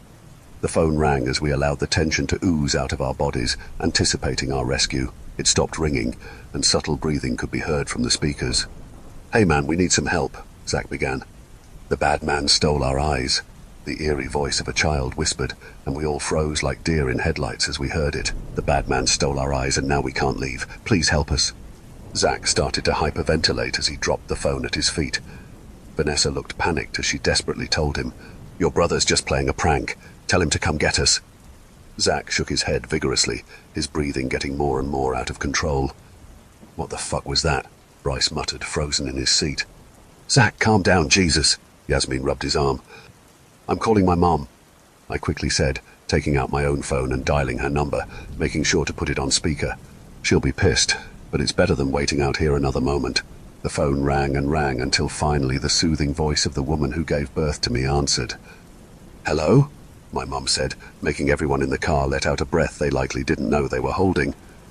Mum, please come get us. We're on 52 Magnolia Way at that creepy abandoned house, I begged. I'm coming right away, my mum replied hastily. Just tell the children to wait for me. Okay, wait, children? You mean Yaz and the gang? I asked. No, the children.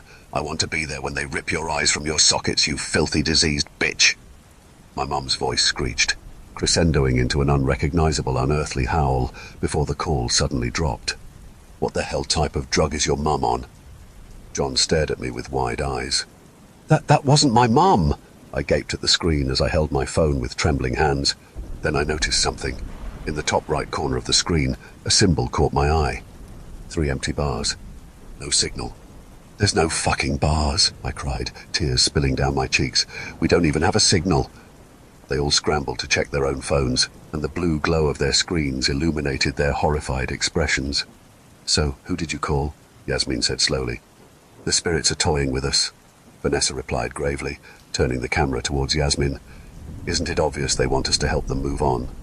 You're still recording? Yasmin glared at her. So what? Vanessa shrugged. Might as well. We're going to want a record of all this when we get out of here. Not like I'm hurting anyone. This can't be happening. This can't be happening. Zach started rocking back and forth. Fuck it, we walk then. Bryce burst out the car. Hey, wait up, man. John called after him as he left from his seat too. Everyone else except Zach left the car to join Bryce, who was speed walking down the street. We have to stick together. Yasmin angrily stormed up to him and impeded his path, pushing at his chest. You're just going to dip out like that without even making sure I'm with you? You have legs.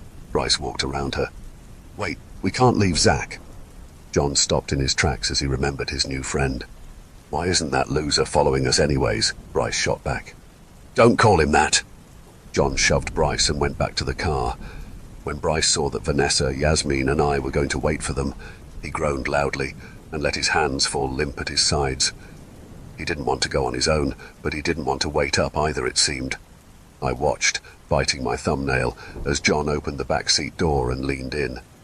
We could hear him talking to Zach. Come on, man, we gotta go. Do you really want to stay here? Bryce rolled his eyes. Vanessa pointed the camera at the scene and narrated. John is convincing Zach to leave with us, even though if he were in his right mind, he'd do that anyway.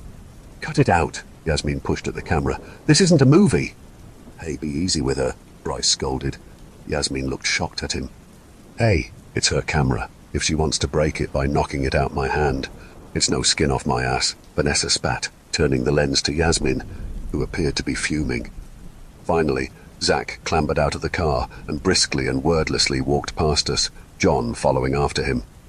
Finally, Bryce took the lead, and we all began walking down the road, which forked into 3 different roads, with the middle one being the way we came, until we were flanked on both sides by trees. How long until we get there? I asked. Like I said, probably an hour or so, but that's just getting back into town, Bryce answered from ahead of me. Is there a bus that runs this late? Yasmin asked. I think so, John replied. We can catch it back to my house and I'll try and use my dad's car to drop you all off at home. Hopefully he won't notice. Hopefully. We seemed to walk endlessly, in silence at that. Not just your regular silence, but dead silence. There were no owls hooting, no crickets or cicadas singing. Even the cool breeze that had shaken the leaves earlier was gone. It was just the sound of our clothes rustling and our footsteps hitting the pavement. I looked around us. The trees were like dark sentinels silently observing the road. We pointed our flashlights ahead, walking single file at the side of the road. Maybe we'll pass a car and we can hitch a ride back. I suggested just to break the silence. If said car can seat all 6 of us, I don't see why not. Yasmin shrugged. Does anyone notice how quiet it is? Vanessa asked. Shut up, Zach told her without even looking at her. Some time passed in silence, and my bony legs felt just about ready to give out. We've been walking for fucking ages. I know for a fact we should have been there by now. Bryce howled in frustration, stopping and looking ahead. Wait, there's something up there, I said, squinting my eyes at the faint silhouette of distant buildings looming in the darkness. Oh God, Zach covered his face. No, I mean there's buildings. Bryce was right, and it didn't take too long at all. I squealed with excitement as I burst into a sprint. Wait up, John said as the others soon followed suit, breaking into a run themselves to keep up with me. Our flashlight beams bounced wildly. Yasmin held my hand as we ran and smiled at me. I smiled back. We were both elated to be getting home, as far as possible from the dreaded Eye Ripper house. Except that's not what happened. It's not what happened at all. We slowed down as we got closer to the buildings, a pit of dread opening up in our stomachs as we slowly realized. Wait, I said, gasping for breath. Is that? Bryce asked, panting. Oh fuck, Vanessa cried. When we got close enough for our flashlight beams to reach the place, it dawned on us that the buildings were the abandoned houses of that unfinished suburb, including the one we had just run from. We walked in a straight line for nearly 2 hours and came back to 52 Magnolia Way. We had walked in a straight line for nearly 2 hours and came back to 52 Magnolia Way. We trembled as we felt the weight of what was transpiring fall on us like a ton of bricks. We broke down under the burden of soul-crushing dread. That doesn't make any sense, Yasmin whimpered, her hand slowly releasing from mine. Zach let out a strangled cry and crumbled to the ground, his tears dripping onto the asphalt. He hollered until his voice cracked. No, John shook his head and stepped backwards. Someone's got to be playing a prank on us. I mean, they gotta be. What type of elaborate fucking prank is that? Bryce screamed in his face. I don't fucking know, all right, John screamed back, pushing him out of his personal space. That's not possible, I told John, swiveling around to face him with tears trickling down my face. This wasn't here a few hours ago. It's not possible to change the entire layout of a town just for a prank. Okay, John snapped, throwing his hands in the air. Then I don't know. What do you want me to say? That the ghosts did it? Jesus Christ, I moaned in exasperation as I took my glasses off and rubbed my eyes. That's exactly what the hell is going on. Don't even pretend it's not. Vanessa argued with us, all while still filming. I've had enough of that fucking camera. Yasmin lunged for her and Vanessa ducked out the way. Stop. I came between them as Yasmin fought to take the camera away, her face flushed red from anger. Vanessa was smiling, but it was a pathetic and weak smile, and her lips were trembling as tears ran down her cheeks. I'm not doing anything, she said quietly, wiping snot from her nose. Just let me have this. Yaz, chill out. I grabbed my best friend's shoulders and held her firmly at bay. She breathed deeply in and out through her nose, her eyes shooting daggers at Vanessa and her teeth worrying her bottom lip. Fighting isn't helping, I said in a calmer voice. She jerked her arms out of my grasp and turned away, trying to collect herself. What's going on? Zach uttered through quiet snobs, his voice nasally with mucus. Why is this happening to us? If we go back, will the same thing happen? John wondered. I'm trying it. Bryce turned and walked in the direction we had come. Wait! Vanessa rushed over to him and grabbed his arm, but he shrugged her off. We just came from there. We rushed to keep up with them as the two bickered. I don't care. We don't have anything to lose from trying, Bryce replied stubbornly. If the same shit happens, then that means we're trapped. Zach looked about, ready to have another breakdown. John wrapped an arm around him reassuringly. Don't think like that. We must have gotten turned around somehow. Bullshit. Vanessa threw him a dirty look over her shoulder. You guys are in denial and it's not helping the situation at all. What we need to be doing is trying to appease the spirits, not spending another 2 hours walking this fucking road. Appease my ass, Bryce scoffed. I'm not gonna... He stopped walking, making Vanessa nearly run into him. What's... I cut myself off as I looked ahead and realized what he was staring at. Everyone's gaze fell on a solitary figure, standing just at the edge of the further reaches of our flashlight beams in the center of the road. It was a child, made obvious by her height, and Bryce's flashlight highlighted her from the torso down. She wore a filthy, faded purple dress, and her feet were bare. She could have been at least 8 or 9 years old. What's a kid doing out here? John muttered. Bryce lifted the flashlight and illuminated the figure's face, giving us the horrifying truth. The girl had no eyes, only blood-caked, empty eye sockets. Her brown, frizzy hair was matted and tangled. Her skin was bloodless, and her pale lips were pressed into an eerie, thin line. She stood still like a statue, not even moving a hair's width, the dark pits in her face emotionlessly boring holes into us. We all flinched and drew in a sharp breath, taken aback by the gruesome sight.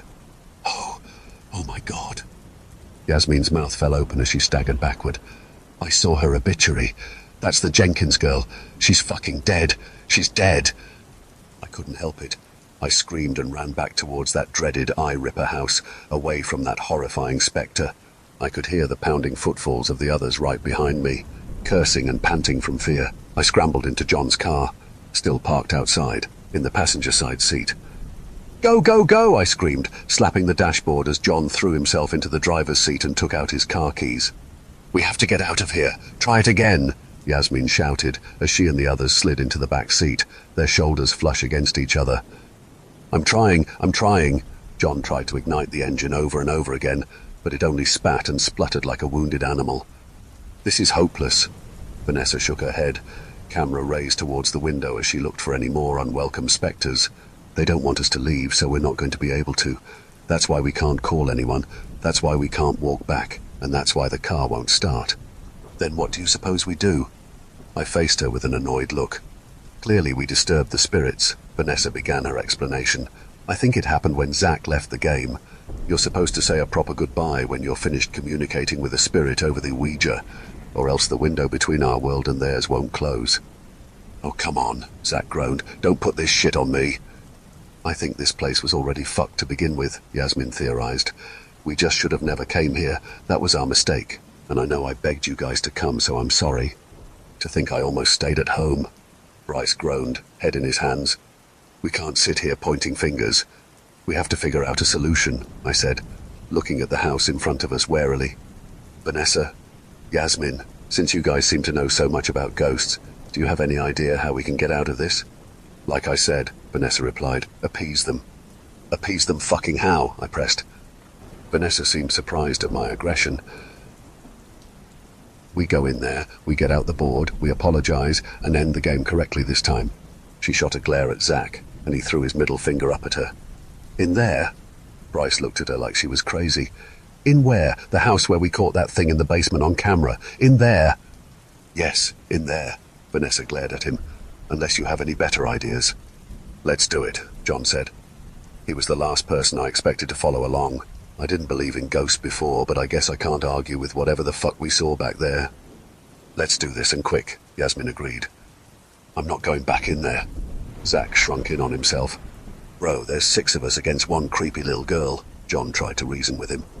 And it might not work without every participant, Vanessa added. It took some nagging to get Zach to agree to leave the car, but eventually we found ourselves going back inside. First, John went out the car and checked our surroundings, and when he deduced there were no scary dead girls lurking about, we all got out next, took the Ouija board from the trunk, and hurried through the front door. Bryce locked it. Ghosts aren't deterred by locked doors, babe. Yasmin raised an eyebrow. Whatever. Bryce waved her away. Let's get this apology thing over with. Are we going to have to go back down in the basement? I asked, hoping that wasn't the case. That's where the kids died. Vanessa nodded grimly. We have to. We filed down the basement slowly, flinching at every creak of the wood under our shoes. We scoured the whole place with flashlights, making sure no one was hiding, then sat down around the board like we did earlier. The atmosphere was heavy and foreboding. Once again, Vanessa set up the camera to film, and Yasmin lit 4 candles. We all piled our hands on top of the planchette, candlelight flickering over our sweaty and nervous faces. Is there anyone there?" Yasmin stammered, all her nerves from the first time gone without a trace. This time, when the planchette moved under our hands, we didn't deny a ghost was doing it. We simply held our breath and watched as it landed on the word yes. "Listen," Yasmin choked out through a sob. "We just want to say we're sorry for bothering you all in here. We were just... I don't know. We were just trying to have fun and..." She stopped talking as the planchette spelled out a word. Forgiven. "It says we're forgiven." I smiled and wiped away a tear. "So then we can leave?" Zach asked unsurely. The planchette started moving again. Leaveyoureyes. "It said leave your eyes," Vanessa whispered. My heart skipped a beat. "We can't leave without our eyes, dipshits," Bryce screamed towards the ceiling. That's when all hell broke loose. Suddenly, Yasmina, who was sitting right across from me, screamed and backpedaled away from the Ouija board. She was looking at me. No, she was looking behind me. I turned around, and an eyeless child, the boy I'd seen in the window, was standing over me. Everything happened all at once. Everyone screamed the loudest and hardest I've ever heard them scream, and at the same time, the little boy's eye sockets and mouth yawned open into massive holes, unnaturally elongating his white face. A ragged screech tore from his throat, and the Ouija board suddenly picked itself up, along with the candles, and soared across the room, slamming into the wall. We all fought with each other to get up the stairs first, clambering and shoving and stampeding towards the door, and away from that horrible banshee caterwaul. The entity below was releasing. Zach tried to claw his way past me, and I shouldered him aside, our actions driven by pure and primal fear. He stumbled and fell down the stairs, and my mind, in its state of fight or flight, didn't register this immediately. Once we were in the kitchen, we turned towards the basement door as Zach's screams of terror spilled out from the darkness. "Zach!" John yelled, running for the stairs. Bryce held him back. "We need to go." "Go where?" Yasmin cried, spinning in a circle. "We're trapped." Zach's screams were suddenly cut off very abruptly, and we all froze up for a single petrified moment. "Anywhere but here," I blurted, before turning and dashing out the kitchen, down the hallway, and through the front door. I could hear the others following me. I had no plan, but as soon as I saw the neighboring vacant house to the right, I beelined straight for it. Thank God it was unlocked too, and also deserted while being fully furnished, like the tenants had left in a hurry, and the layout of the floor plan was identical. We threw ourselves through the front door and fled into the living room. John immediately rushed to lock everything and cover the windows with the curtains. Yasmin curled up in a corner behind an armchair recliner and rocked back and forth, her face soaked with her tears. Bryce looked about ready to cry himself, but he somehow held himself back as he furiously paced the floor and muttered to himself. Vanessa sat herself down on the sofa, camera still held in her hand as if it were glued to it, and pathetically filmed us as she shook like a leaf. "What the fuck was that?"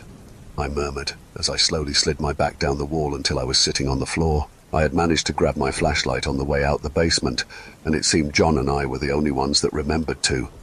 "A spirit," Vanessa replied, her voice completely hollow. "We should have never come. I'm going to make sure nothing's in here." John grabbed an old, dusty walking cane that was leaning against the wall as a weapon and left the living room. "You can't hurt a spirit that way," Vanessa called after him. He ignored her. She got up and traipsed over to Yasmin, crouching and putting the camera in her face. "So, Yazzie, confession cam time. What do you have to say for yourself now that you know you're going to be the reason for our deaths?" Yasmin said nothing, staring into space and swaying back and forth. "Come on," Bryce weakly protested. "Hey," I snapped. "Leave her alone. You wanted to come just as much as her. In fact, you were the first person to agree to going." "Don't even get me started on you." Vanessa spun around and shoved the camera in my face next. "I know you pushed Zach. You two were behind everyone. But I know he didn't just accidentally fall down the stairs. You should fess up to your sins before you die." I felt sick to my stomach. How did she know if she was ahead of us? Did she look back at the wrong second? "Listen, he was shoving me too," I argued, afraid that I was going to be ostracized for this fatal mistake. Vanessa threw her head back and laughed. "Oh my God, dude, I was just shitting you. I didn't know you actually did it. Wow, you're like a murderer." "Shut up." I pushed her and she fell back on her ass. but she simply stared up at me through the camera lens with a taunting smile. "Guys, this is really not the time for a cat fight." Bryce stepped between us, giving me a warning glare. Suddenly, we were startled by a pounding on the door. We all leapt to our feet, our caveman instincts ready to take over at the sign of danger again, but a familiar voice bled through the door. "Hey, let me in," Zach pleaded, banging the door some more. "Hurry up before they notice." I ran to unlock the front door and threw it open to the sight of Zach, sweaty and breathing hard, his glasses missing. He rushed past me and I quickly closed and locked the door, but not before catching a glimpse of the outside. It was void of life on the street, thankfully, as I had half expected to see either of the creepy ghost children again. Zach stood in the center of the room, bent over with his hands on his knees and panting heavily. John came from upstairs just then. He seemed shocked like the rest of us. "You're alive?" "Barely," Zach said. "You were screaming so much," Yasmin said.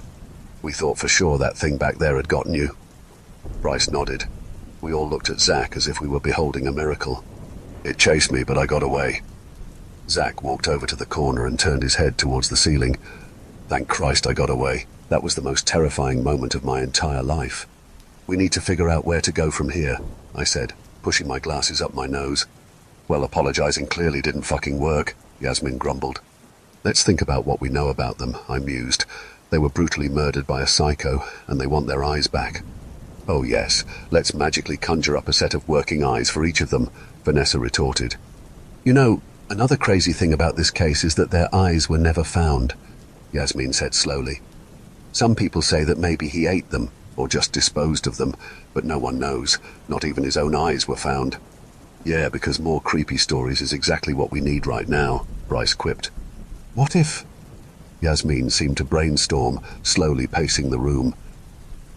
"What if the eyes are still here?" "Huh?" John squinted at her. "Sometimes ghosts haunt people to get them to find their remains," Yasmin explained. "What if their eyes were actually in that house all this time, but the police just never found them? I mean, he hid their bodies in the walls. He could have hid their eyes, too." We all stared at her. I shook my head. "Yasmin, that's an insane theory." "They said they're looking for their eyes," Yasmin replied indignantly. "That doesn't mean they're still around, and if they are, they're probably rotted into dust by now." Bryce scoffed. "I think it's worth a shot," John said. He noticed the look we gave him. "Listen, I don't know about you guys, but I don't enjoy being trapped with a bunch of little demons, so I'm willing to try just about everything to get out of here, even if it means looking for rotted, dusty old eyes. Or we could sacrifice someone." We all stared at Zach. Up until then, he's been standing awkwardly against the corner of the wall listening to us since he last spoke. He stared back stoically, and I realized he was dead serious. "Come again?" Vanessa raised an eyebrow. "They want our eyes, so we should pick someone to sacrifice and give them that person's eyes," Zach said, as he stepped forward slowly. "Then they'll be satisfied and leave us alone. I think that person should be Yasmin, since she led you all here. He's definitely going nuts." Bryce cautiously kept an eye on Zach, protectively putting an arm over Vanessa and making her back away from him. Meanwhile, Yasmin confronted the skinny boy. "Oh yeah? You think that's funny?" Yasmin pushed him back against the wall. "Who do you think you are? You're only hanging with us anyways because John felt bad for you. Get back in your place before I put you there, asshole." "You have pretty eyes." Zach seemed unfazed and stared, unblinkingly, at Yasmin. In fact, I didn't remember seeing him blink much at all. Was he really losing his sanity? "Babe, do you hear this jerk?" Yasmin looked to Bryce for help, and frowned as she saw he was just letting Vanessa cower behind him and not making a move to stand up for her. "The hell? You just gonna let him talk to me like that?" "Listen, I don't think you guys should start a fight," Bryce meekly said. "Zach, what's gotten into you?" John asked earnestly, appearing genuinely concerned. "Now's not the time for your weird sense of humor, man." Suddenly, there was a rustling of a bush coming from outside, where dead shrubbery lined the exterior walls. I held a finger to my lips to signal them all to be quiet. Creeping over to the window, I discreetly peeked through the smallest crack in the curtains and saw a little girl, this time blonde with a blood-stained pink shirt and white shorts, crouching in the bushes with her face in her hands as if she were crying, but no sound came out. She was eerily still with flesh white as snow. I slowly backed away and gestured for everyone to go upstairs. They followed me up, and I closed us inside a bedroom and drew the curtains over the single window in there. The room was furnished with a big bed, a vanity dresser, and a nightstand with a closet door in the corner. It was obvious by the decoration that everything was from a different era. "We're just more isolated in here," Vanessa complained. "I feel better closed up in here than down there," I replied, glancing quickly at my exhausted face in the vanity mirror. "What was it?" Yasmin asked nervously. "The Jenkins girl again?" "No, it was a different little girl." I swallowed a lump in my throat. She was blonde and had on a pink shirt and shorts. She was just sitting there, curled up with her face in her hands like she was either crying or playing hide and seek. I could see everyone's faces fall in fear, except for Zach's. He seemed absolutely emotionless all of a sudden, but he had been the most dramatic out of all of us so far, so maybe he had tired himself out.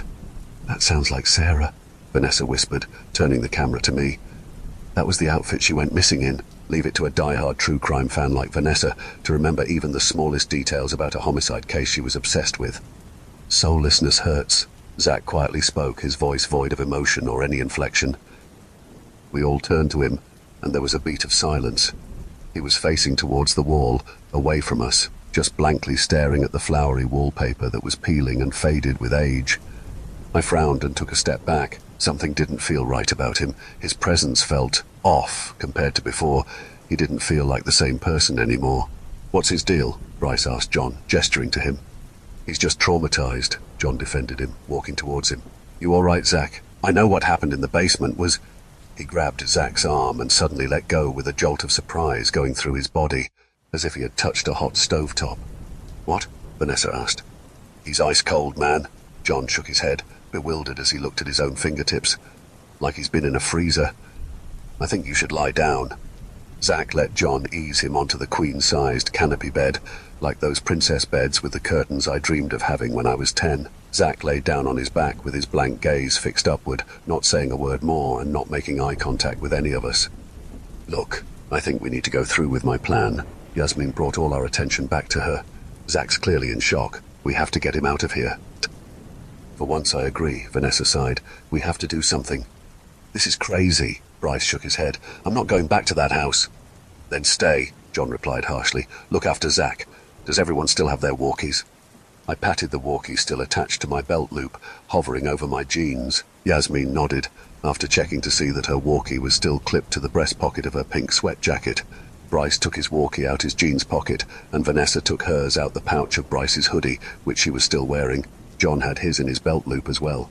"Great, since phones don't work, maybe we can communicate that way." John lifted the walkie to his mouth. "Testing, testing." "Shh," I shushed him as his voice filtered through our walkies. "So are we doing this or what?" "Let's go around back so that thing doesn't see us," Yasmin suggested. We all agreed, and she turned to Bryce and hugged him tightly, in case it would be the last embrace they ever had. He awkwardly patted her back. She went to give him a kiss, but he turned his face away. "What's wrong?" "Look around us. Everything is wrong." Bryce didn't look at her. "Whatever." Yasmin stormed towards the door, trying to hide the hurt of rejection on her face. "Look after Zach and tell us if you need help." John, Grace, Vanessa, come on. Little did we know how much worse things would get from that point on. This is where everything took a sharp turn for the worse. We crept quietly through the house, making our way to the back door in the utility room. The yard was overgrown, and the night was still deathly silent. The moonlight barely illuminated us, and we kept our flashlights off while we were outside, so Sarah, the ghost girl, wouldn't know we were out there. Yasmin turned to us. "So, when we get in there, where should we look?" "The basement," Vanessa whispered, looking at the world through the camera lens. "The eyes could be in there. There were some kids' toys in there. I think the killer liked taking souvenirs from his victims. He must have had more than the 4 they found in the basement. The eyes could have been kept as a souvenir before he decided to kill himself." My heart raced as we snuck our way around the side of that house towards the back door of the Eye Ripper house. We were actually going into the basement for a 3rd time after everything that happened, and I hated it more than anything, but I knew that I wasn't going to stay in that room with Zach. Not just because I was afraid of looking like a coward, but also because the general atmosphere felt so ominous with him around, even more than usual in this ghostly realm. We went through the back door, and our tensions were the highest there. We quietly padded down the hall towards the kitchen. I stopped the two, shakily asking, "What if that boy is in there again?" "I think Bryce just pissed him off. Maybe he won't hurt us," Vanessa said hopefully. "So far no one has really gotten hurt." We don't want to test that theory, though, John said doubtfully. We'll be in and out, quick and quiet, Yasmin assured me. It didn't help ease my frayed nerves. John put a finger to his lips to shush us as we carried on. The basement door loomed before us like a gateway to hell. We opened it and shined our flashlights down the stairs, the beam just barely touching the floor beyond the last step. We didn't hear or see anything from our vantage point, so John took the first step, followed by Yasmin, followed by me, followed by Vanessa. It felt like walking into a lion's den, and not only that, but knowing full well that the lion hadn't eaten in a long time. When we descended the flight of steps, the basement seemed devoid of life, and that somehow felt creepier than if another entity was down there. "Hurry," I whispered, immediately starting to search for anything that might look like it could possibly contain decomposing children's eyeballs. I didn't know what that would even look like, maybe a morbid keepsake chest. Everyone started looking as well, shining their flashlights around and spreading out, a frenzied urgency in their movements. I couldn't stop looking over my shoulder to make sure that monster wasn't looming over me again, especially when I bent down to check inside the furnace, which definitely seemed like a place someone would get rid of remains. I didn't even think about the fact it would be ash. My brain was too focused on ensuring I wouldn't be ambushed by something that looked like the kid from The Grudge. Strangely enough, though, a teddy bear was inside, old, worn, and full of dust and soot. It looked familiar. I grabbed it and studied the plush, trying to think of where I'd seen it. Wait, the picture. When I'd looked up the Eye Ripper case online a week ago, this exact bear was being held in the arms of Millie Jenkins, the girl in the purple dress. On Wikipedia I read an article about her, and one of the photographs included there was of her cuddled up next to her mum on a couch during Christmas time, and she was clutching that bear to her chest. It was unmistakable, with orange button eyes, a cute tiny smiling mouth, and a red plaid bow tie under its chin. The belly looked like it had been stitched poorly, the sewing work abysmal. I could feel my heartbeat in my ears as I took my fingers and yanked up the seams. As the sounds of my friends' shoes scuffing the ground while they explored the dank basement became white noise, I forcibly ripped open the hole inside the teddy. There was a little sack inside, tied at the top by a string, something of a sachet with a texture like a potato sack. It absolutely reeked. My nose scrunched up and I held it away from me. "What the fuck?" I said, garnering everyone's attention. "What is that?" Vanessa inquired, coming over quickly to film my finding. John and Yasmin approached too. "I don't know." I noticed the bottom of the sachet was darkened with the stain of a long-dried substance, something viscous enough to not disappear when the fabric wasn't wet anymore, like water. With quivering fingers, I pulled the string and opened the bag for everyone to see. John shined his flashlight down in it. "What the hell is that?" Yasmin sounded befuddled. Inside were two black, shrunken little round things. They were very clearly the origin of the smell, and they looked like grapes, olives, or blueberries that had aged 1,000 years in the sun. "Wait a second." I dropped the sachet and backed away, becoming aware of the horrible truth. "Are those eyes? Are those her goddamn eyes?" "Holy fuck," Vanessa breathed, her bottom lip trembling. "That's actually what eyes look like when they're decomposed. I saw it once, on an animal that died on my grandma's farm. They become these little black things." "Fuck's sake." John lifted his shirt over his nose with his free hand. "That's sick." "You guys!" Yasmin's face was a mixture of horror and excitement at the revelation, if that was even possible. "It's terrible, but we actually did it. We found the eyes." "We found a pair of eyes," I corrected her. "He hid them in Millie's teddy bear. I saw a picture online with her holding this exact one. It's definitely not a coincidence." "If we want to appease all 4 of the victims, we need 3 more pairs of eyes," Vanessa realized with great dismay. "Oh, gross," John gagged, backing away so he couldn't smell the rot. I tied the sachet back up. "I guess you can hold on to that, Grace." "Gee, thanks," I rolled my eyes. "Everyone keep looking," Yasmin urged. "We gotta—" Our walkies crackled, and we all stopped to listen. There was silence for a few moments, as if someone was holding the button to speak but choosing not to say anything. After a bit too long of waiting for them to speak, John raised the walkie to his lips. "Zach, Bryce, are y'all okay?" he whispered. It felt like the world was still for a few tense moments, as if it had stopped spinning and we were frozen in time. "John," Bryce's quaking voice whispered through the speakers, "you guys need to come back right now." "What's wrong?" Yasmin pressed, panic flashing over her face. Bryce whimpered. his breathing ragged as if he were truly scared for his life. "There's something wrong with Zach. I think—" An unexplainable sound interrupted him and the walkie stopped making the static sound. "The hell?" I said, feeling fear gnaw at my chest. The walkie crackled back to life again before anybody could say anything else. "John." Zach's voice, quiet and emotionless, sounding nothing like the emotional and energetic Zach we know. It didn't sound like he was calling him as much as he was just stating his name, as if someone had asked what his friend's name was, and he was answering robotically. "Zach, the fuck are you doing to Bryce?" John roared. Yasmin, Vanessa and I leaned in, listening closely. I glanced over my shoulder to make sure there was no ghostly spectator. "Where am I, ES?" Zach asked, his voice warping towards the end of the sentence, like an old doll with a voice box broken from age and wear and tear. It deepened in pitch towards the end, like he was an old machine slowly powering off. "Give them back." "What the fuck?" John screamed. We all looked at the walkie in horror. Yasmin picked up her walkie. Bryce, where are you?" There was no answer. "Is that really Zach?" Vanessa whimpered, her eyes bulging nearly out her skull. "Shit!" John ran for the stairs, and Vanessa and Yasmin followed right after him. I immediately ran after them, all of us sprinting towards the basement door, which we'd left open for an easy escape, desperate to save our friend. The door slammed in John's face, and he immediately shook the doorknob, trying futilely to open it. "It's locked!" he yelled, the panic in his voice contagious. "Oh my God," Vanessa despaired, no longer holding the camera up to her eye. "We're going to die?" "Break it down," Yasmin demanded, her face soaked with sweat. "Use that jock strength." "Back up," John said, and we obeyed, right before he started kicking and kicking at the door. It rattled on its hinges with each thrust of his sneakers. Then he braced it with his shoulder and started ramming his arm into it over and over. I watched him and prayed inside my mind for the God my mum always preached about to save us from this nightmare. Then I felt the hairs on the back of my neck stand up, and an unwanted presence dangerously close to me.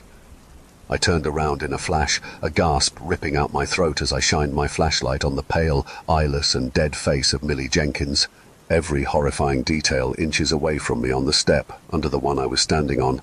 The way her eyes were like the deepest holes, like she had nothing but a void back there, no flesh or anything. The bit of blood rimming her eyelids, the way her mouth was pressed into a tight line, like corpses whose mouths were sewn shut at the morgue. The others turned to look, and the stairway was filled with the chorus of everyone's mortified screams. I could hear the door creak and their feet shuffling as they all fearfully pressed themselves against the basement door to be away from the entity. I, on the other hand, couldn't seem to break eye contact from those two bone-chilling hollows. Twin abysses staring back at me. I could somehow feel her terrible aura which shrouded her. It felt like despair and rage and longing, radiating off her form like heat from an oven. Then her arm was suddenly outstretched towards me. I didn't see the gradual movement of the limb. It switched positions in the blink of an eye. Her hand was out, palm up. Feeling as though I were on autopilot, I dropped the sachet into her palm with shaking hands and recoiled. Finally, the ghost of Millie Jenkins, as if a puppet pulled away on invisible strings, floated backwards, swallowed into the cavernous darkness behind her. I felt her presence leave. It was like a dozen weighted blankets being lifted from my chest. John tried the door again and it opened. We rushed out into the kitchen, breathless and weak in the knees. I felt like I could barely stand. You did it." Vanessa stared at me impressed. "You gave that creepy little bitch back her eyes." "Dude," Yasmin reprimanded her. "What?" Vanessa whined. It's not like she can hear me. Clearly she moved on. 1 down, 3 to go. "We need to get back right now," John reminded us as he hastily ran for the back door. We followed behind him and retraced our steps to the second house's back door. If that little blonde girl Sarah was still at the front, we did not want to be noticed by her, not without having her eyes at least. As soon as we were inside, we ran straight for that bedroom upstairs where we left the two, not caring how much noise we made. When John opened the door and we all filed in, it felt like my heart would explode in my chest from the anticipation, but the sight we got wasn't what we expected. Bryce and Zach were standing there looking back at us, completely fine it seemed. Sure, their stances were rigid and their eyes wide with an unwavering gaze like a scared animal, but they seemed relatively unharmed. John sighed and crumpled in relief, rubbing his face. "Dude, what happened?" Yasmin asked. "Me and Zach played a lame joke," Bryce said disinterestedly. "Sorry," Zach said, not even cracking his usual annoying smile. That's not fucking funny, Vanessa yelled at them. We thought something bad was happening. The two didn't react. They simply stood and stared and stared and stared. John seemed to find it as weird as I did. Are you all good? John asked, skeptical. You're being all weird. Well, anyways, Yasmin impatiently said before they could answer. Grace, like a complete badass, gave one of the ghost kids back their eyes and they, ascended or some shit. I was right. We just need to find where that sicko hid their eyes. He kept Millie's in this little bag and hid it in her toy bear like a creep. We waited for their reaction but got none. So, I began awkwardly, Zach, are you feeling better? Yeah, Zach said flatly. I wonder if the other eyes are in the basement too, Yasmin said, turning to me and ignoring the two boys. We didn't have time to check because of their unfunny little prank. We should go back. Let's go outside, Bryce said, his voice sounding weirdly hollow like Zach's. Vanessa, you come with me, Yasmin. You go with Zach. Where are we going? Vanessa raised an eyebrow. Yeah, and why is she going with you and not me? Yasmin's voice was rife with suspicion and jealousy. I know where to find some eyes, Bryce replied simply. Me too, said Zach with the smallest of nods. We should go quickly. Whoa, wait a sec, John said, as Zach and Bryce stiffly walked out the bedroom door into the upstairs hallway. We just got back from outside. Can we just catch our breaths for a moment? No, Bryce said without turning around, leading Zach downstairs. We watched them, befuddled, in the hall. Something was very, very wrong. I turned to Vanessa, John and Yasmin with a hard look on my face. I don't trust this, I whispered. Follow my lead, okay? It's my boyfriend, Yasmin started. I don't care. I held a hand up. If I'm wrong, but at least let me find out. I quickly went down the stairs before they could stop me. Bryce and Zach had already made it to the front door and were looking at me expectantly. Where are our friends? Zach asked robotically. They're coming. Let's go outside and wait for them, I said, opening the door. No sooner than their shoes hit the pavement of the cement walkway, I slammed and locked the door. Grace, Bryce stoically said on the other side. Grace. Zach echoed him like a lifeless parrot. Then a slow thudding against the door. Knock, knock, knock. Too patient, eerily calm. Vanessa, John, and Yasmin watched from the top of the stairs. I looked back at them, my eyes haunted. If they were acting normally, they'd be swearing at me and screaming to be let back in. So what's wrong with them? A fresh wave of tears fell from Yasmin's eyes.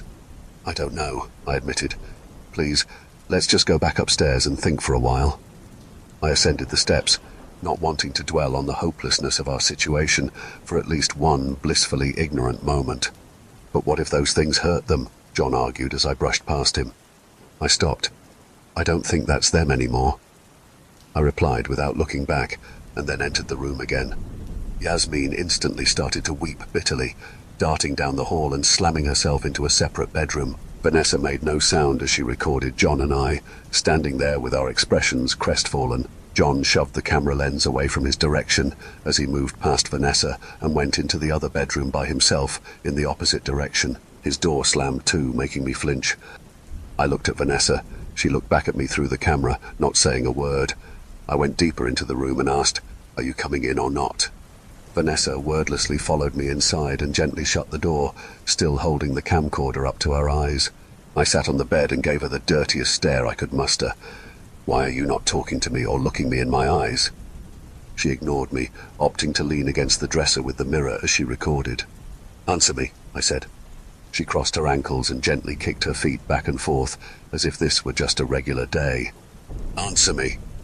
I picked up an old-fashioned alarm clock from the nightstand and threw it at her. She dodged, and it shattered the mirror. She stood up and backed into a corner, her breathing becoming uneven, as if I was the crazy one. I got up off the bed. Vanessa, I swear to God. Just like Yasmin had earlier, I lunged for the camera, and she shrieked in a wild sort of rage and valiantly fought me for it. I fell back, dragging her to the mouldy carpet floor with me, and we wrestled with it, rolling around and grunting, squirming and writhing, slapping and pushing, our faces red and perspiring with effort. Finally, I pried the camera out of her hands, which felt like peeling gum off the sticky suction cups of a squid's tentacles. She jumped at me for it, and I held it out of reach, like my bullies did with my comfort toy back in elementary. When it became clear she wasn't getting the camera back, she sank to the floor and sobbed into her hands. Why are you doing this? I snapped at her. Because I don't want to be here, Vanessa wailed, finally providing my question with an answer. When I have the camera, I feel like I'm not here. I stomped over to her and kneeled down to her level. Enough, I replied firmly. Coping like this isn't helping. Whether you're watching behind a screen or not, you're here, and that won't change unless we get our shit together. Yaz and John aren't here and no one's trying to fix anything anymore. Vanessa wiped snot from her nose, and we have less people to help without Bryce and Zach, and more people to worry about hiding from too. We just need to give Yaz and John some time, okay? I put a hand on her shoulder and she nodded. You look tired. Why don't you go take a nap and I'll stay up and keep watch?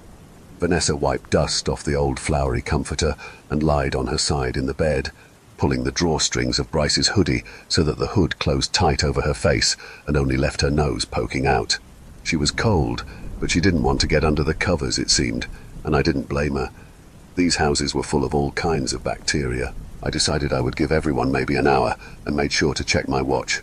It was 12 a.m. I looked at the camera in my hands and decided to go through the footage so far. I sat in the corner by the window and made sure the volume was extremely low so that the noise wouldn't disturb Vanessa.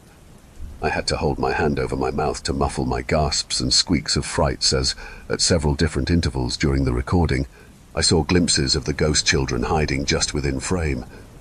They went unnoticed by us during the filming, which was a hard pill to swallow. How do you not notice a young boy with big gaping hollow sockets staring at you from the corner of the room? How do you not notice an eyeless little girl behind you, running past like she was playing a game of tag? But that wasn't the most disturbing thing I had noticed, not by a long shot.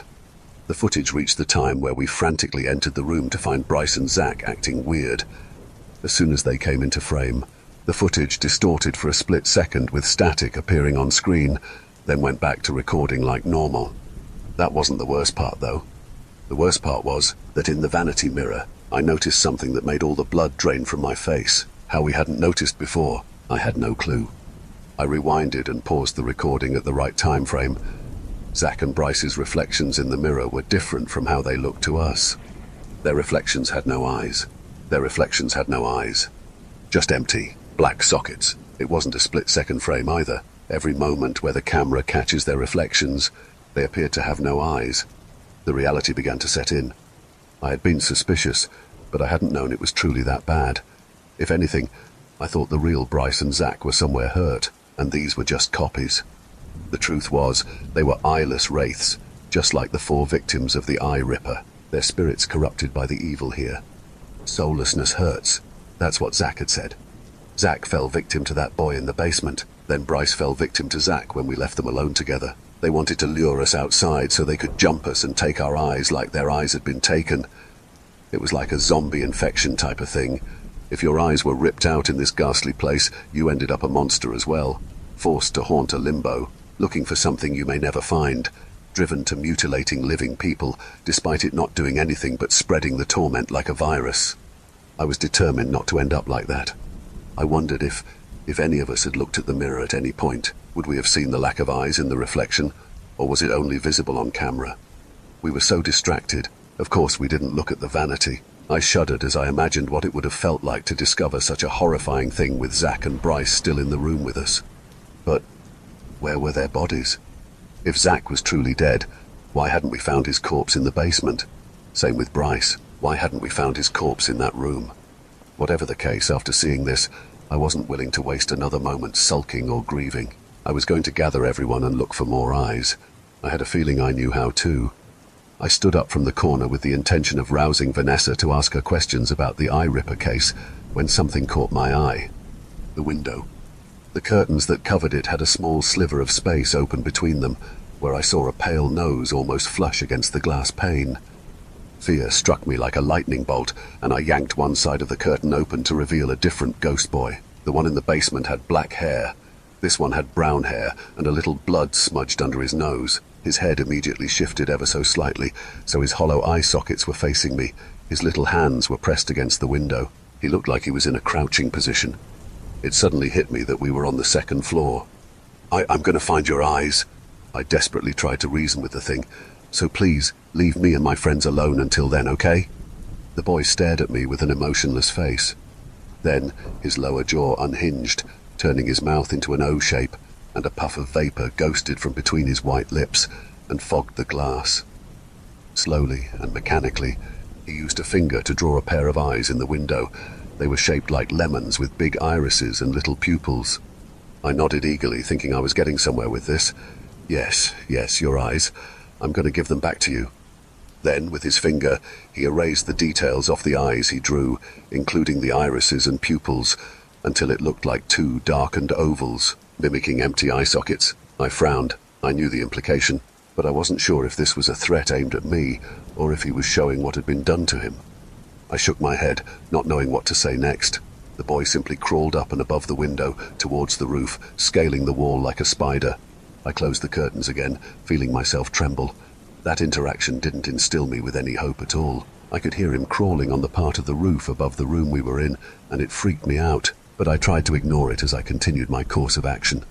Could they get into the house? Yasmin said locked doors don't deter ghosts, but maybe she was wrong, or these were a different type of ghost. She told me about ghost categories in the past. Some of them follow the rules of the physical world, like being able to be hurt with blunt force. In any case, they clearly knew where we were. I woke Vanessa up and said, "We need to start trying to escape. I have to ask you some questions about the 4 kids." She rubbed her eyes and sat up, loosening her hood. "Like what?" Millie's eyes were hidden in her teddy, I began to explain as I paced the room, so I began to wonder, are the other eyes hidden like that? "I don't know," she shrugged. "Was her teddy noted as missing in the report?" I asked. "Yeah, the articles and news reports all mentioned she went missing with her stuffed bear," Vanessa replied. "Did the other kids go missing with any objects?" I chewed my lip in thought. "Yes, actually." Vanessa perked up. "Peter, the black-haired boy in the red shirt, went missing with his school backpack. Oh, and Sarah's little purse she got for her birthday was with her when she was kidnapped and wasn't found anywhere." "What about the other kid, William?" I began to grow hopeful. Let me think." I could see the cogs turning in Vanessa's head. Damn. I don't think I remember William going missing with anything other than the clothes on his back. She sighed. "We'll figure that out later." I waved her worries away. "Right now, we're going to be on the lookout for that backpack and that purse. It's like you said, serial killers keep souvenirs. Those items were what the kids were last seen with, so he kept them for himself, and I guess he saw their eyes as souvenirs too, so he placed them inside those things if my theory is right. I hope I'm right at least." "So you think they're in the basement?" She looked nervous. "That should be the first place to check." I nodded. After all, the last time we went, we didn't know exactly what to look out for, and that basement is like the inside of a hoarder's house. "Do you remember seeing anything like that down there?" She shook her head no. "What's the color of the backpack and purse?" Vanessa fought hard to remember. "The backpack was a dark color, something from back in the day, and I don't remember the exact color. The purse was pink. It matched her shirt. I remember that much at least." "Great. We just got to get Yaz and John and go back there. Then we'll only need one more set of eyes." I marched towards the door, Vanessa hot on my heels. First, I went to John's room and opened the door. He was lying on his side on a twin bed facing the wall. It looked like it had once been a little boy's room, but the boy in the old photograph on the floor wasn't any of the victims. Vanessa saw me looking at the picture. "The neighbors moved out not long after the murders," she elaborated. "They were very hush-hush about it and wouldn't answer any reporters' questions. I think they started to realize that this place was becoming like it is now." "John," I called to him walking over, "we know how to find at least 4 other eyes. We just need to go back to that basement. I know it's scary as all hell, but we made it out just fine last time, and this is the only way to escape with our lives." He didn't answer me or move a muscle, and I sighed, wondering how I was going to get him to comply. Vanessa pointed. "Shut that window. Why is it even open?" I looked over to see that indeed the window halfway obscured with dark blue drapes was wide open. Damn it. I went over and shut it, fairly fed up. "John, be a man and get your ass up." I started to feel uneasy as he refused to move. I exchanged a nervous glance with Vanessa. His stillness was reminding me too much of the ghost children, and I could feel the air thicken with tension. What if one of those entities had entered through the window? I slowly crept over to his bedside, steadily reaching my hand out then. I yanked his arm towards me, pulling his body onto his back. I expected to see him emotionlessly staring at me like Zack and Bryce had, but instead I saw red-rimmed eyes, a snotty nose, and cheeks glistening with tears. He wasn't a ghost, he was simply crying and ashamed. "Leave me alone." He pulled away from me. Don't you want to get out of here? Vanessa asked with frustration. Stop wallowing and get up. I thought she was being a hypocrite, but I didn't say anything. Fine. John pushed himself up and wiped his tears away, but I'm not going back to that basement. Then where are you going? I asked as he stood up. You know those other 2 roads? He asked me. The ones that don't lead back to town. I'm going to try one of them. Even if they don't go back home, maybe they go somewhere far from here. I groaned. You can't be serious. You think only that one road was affected by the curse here. You'll just end up right back here. You 2 can go hunting for rotten eyes as much as you want, he snapped. But I can't stay here. I can't, man. He rushed past us. Wait, I called after him. Zach and Bryce, remember? I'll go through the back door, he called back. Whatever. My face felt hot from anger. Let's go get Yaz. She won't abandon us. Vanessa and I went to the room where Yaz had run to. She was standing at the window, peeking out through a crack in the blinds at the front yard and street outside. The moonlight made her brown eyes sparkle along with her tears, and she seemed both pissed and depressed as she scanned the area for any signs of those wraiths. She didn't look up when we gently opened the door. Yaz, I said softly so as not to startle her, creeping forward. We gotta go. I have a plan. I saw an adult. Yasmin replied emotionlessly, and I could hear her swallow from across the room, as if she was forcing bile back down her throat. What?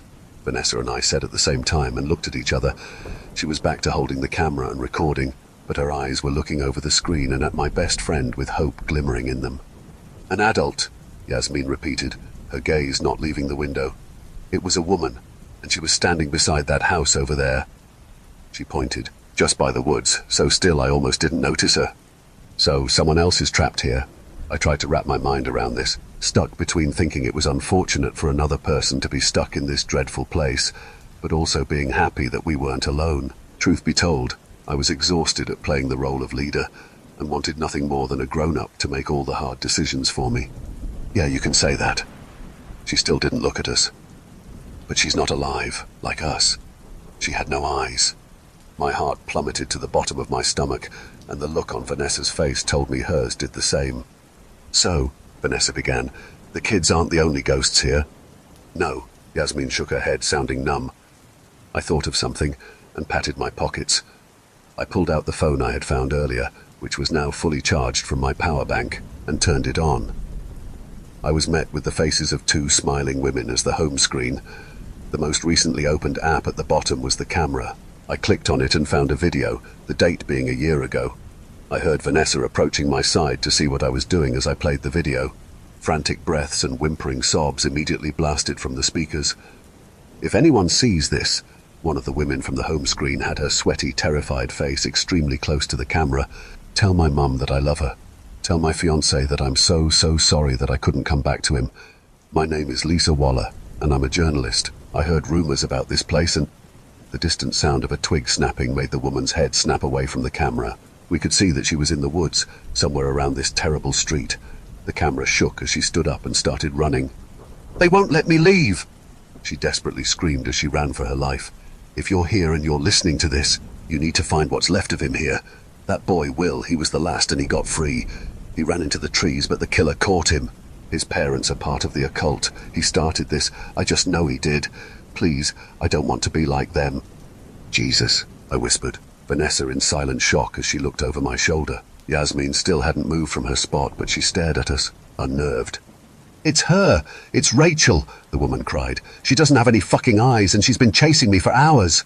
There was another minute of panting and thundering footsteps before, No, stop! Rach! Suddenly the camera was now focused on the ground, as the woman dropped her phone and screamed gutturally, followed by a wet, squelching sound and a resounding thud that shook the camera a bit. She was silent. Then feet walked into the frame, wearing sandals. The phone was picked back up, and we gasped as the camera focused on the eyeless corpse of Lisa Waller, sprawled over the forest floor. Your sacrifice won't be forgotten, a woman's voice hollowly said from behind the camera. I screamed as the camera flipped to the face of the other woman from the home screen picture, deathly pale with 2 gaping voids instead of eyes. She raised 2 blooded, torn-out blue eyes to the camera. Please come here, she pleaded to us in a quiet voice, almost as if she could see us. If the body rejects the soul, we have to hunt again. We need you. Don't be afraid. We watched in horror as the Spectre brought the camera into the basement of the Eye Ripper house, her breath and sound of her footsteps eerily absent from the video as she travelled quicker than what appeared normal. The closer she got to the basement, the more the video glitched out, freezing and cutting forward by a few seconds. We could barely tell what was happening. It was dark and clearly the file was corrupted. Then finally her grotesque face again, barely visible in the darkness. "Why didn't it work?" she asked so quietly we almost couldn't hear her. "I can feel myself becoming nothing. What am I?" Then it ended.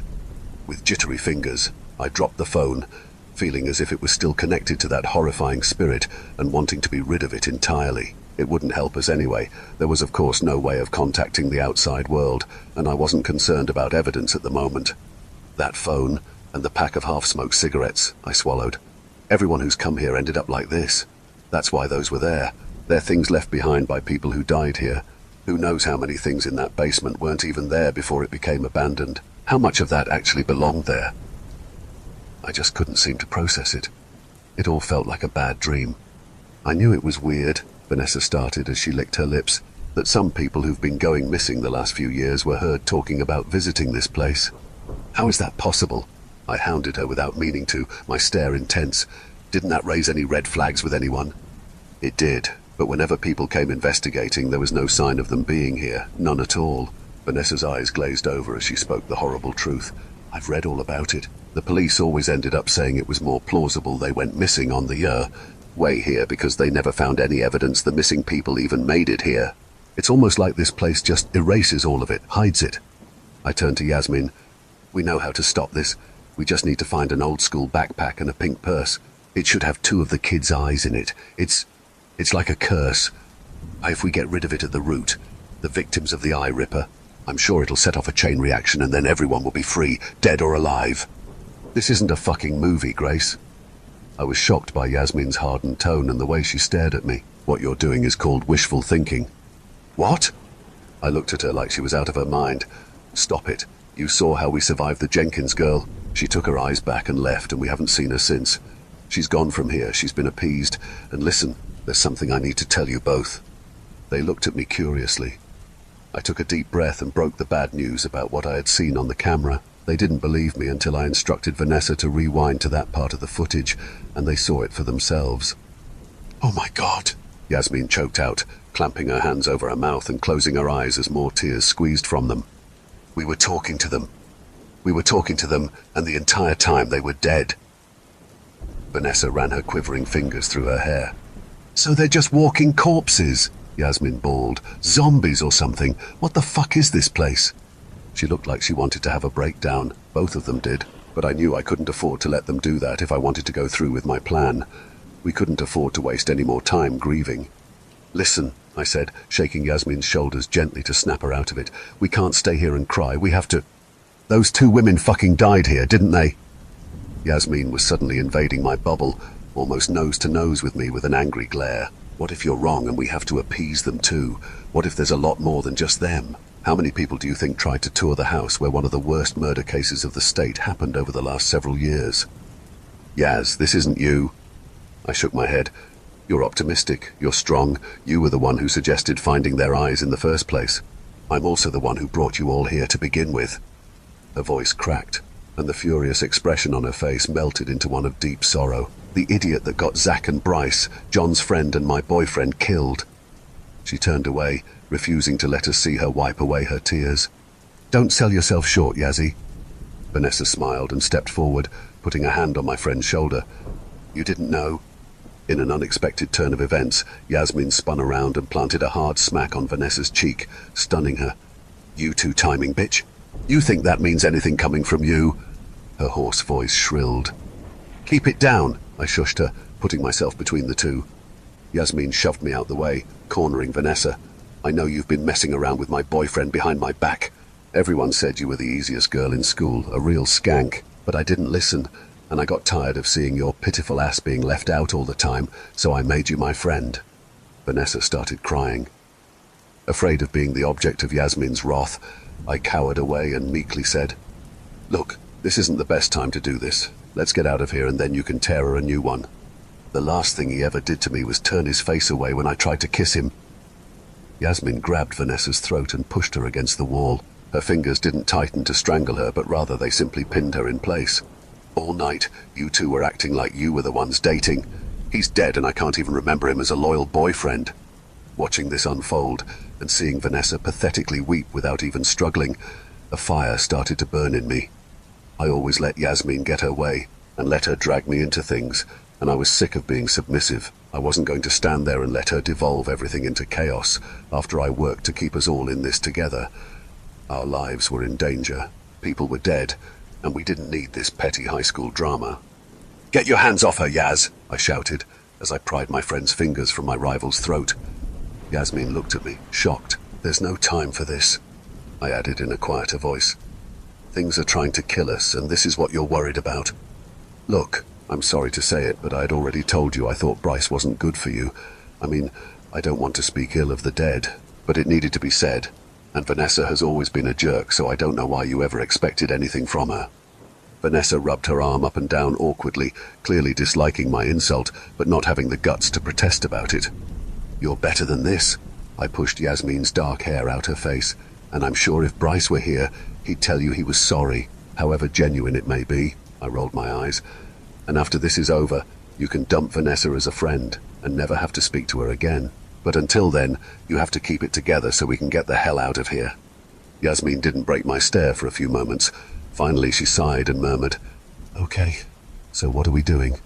"Going back to that basement and finding a pink purse and a backpack that may have belonged to Sarah and Peter," I replied, relieved she was behaving herself. "They likely have their eyes in them. It's worth a shot." "Fine, then let's do it and get out of here." She walked out the room and suddenly turned to Vanessa to jab a finger at her face. "And after this, you're back to being a loser slut." Vanessa didn't answer, but by the look on her face she seemed hurt, despite her own betrayal. As we went down the hall, I explained John's absence to Yasmin, who seemed exasperated that he had truly left on his own on a futile suicide mission, and then we gathered our courage to leave that house which had seemed like a safe haven. We went downstairs, our steps quiet, and towards the utility room where the back door lay. A white solid door and a screen door behind it, in the right-hand corner of a small rectangular area where a washing machine, dryer, and pantry was located. I was in the lead, and I silently opened the first door. The window of the screen door revealed the overgrown backyard, drenched in darkness and just barely lit with moonlight from a full moon. At this time, you should have been able to hear the nightly cacophony of nocturnal insects, maybe even seen fireflies, but there was no sign of life whatsoever. It felt like someone had hit the mute button of the remote on the world, same as you would to a movie. I hated it more than anything, as it made it feel all the more lonely. The girls right behind me, I tried to open the screen door as quietly as possible, but since it was aged, rusted, and weathered, it would not yield without sound. The hinges squeaked, the door's groan increasing in pitch and volume as I eased it outward. We all cringed visibly, with Vanessa being at the back and looking over her shoulder, and Yasmin and I peeking around the backyard which hadn't been tended to in quite some time. There was no one, dead or otherwise. We stepped onto the cement doorstep one by one, and then our feet tread long and dead grass, which should have been teeming with bugs, but wasn't. We crept to the edge of the left side of the house, where several feet of wide open space lay between us and the Eye Ripper house's back door. We would be vulnerable, shadowed by the treetops, but still highlighted by moonlight and uncovered by any building. Anything could spot us, and we had to work our nerves up before we could even think about making a run for it. I peeked around the corner of the wall to be sure the street, or at least how much I could see of it, was empty. What came next happened so fast it makes my head spin just thinking about it in the present. First, a scream rang out from Vanessa and Yasmin, and I followed her terrified gaze over to the tree line at the edge of the backyard. I noticed the pink shirt and long blonde hair right off the bat.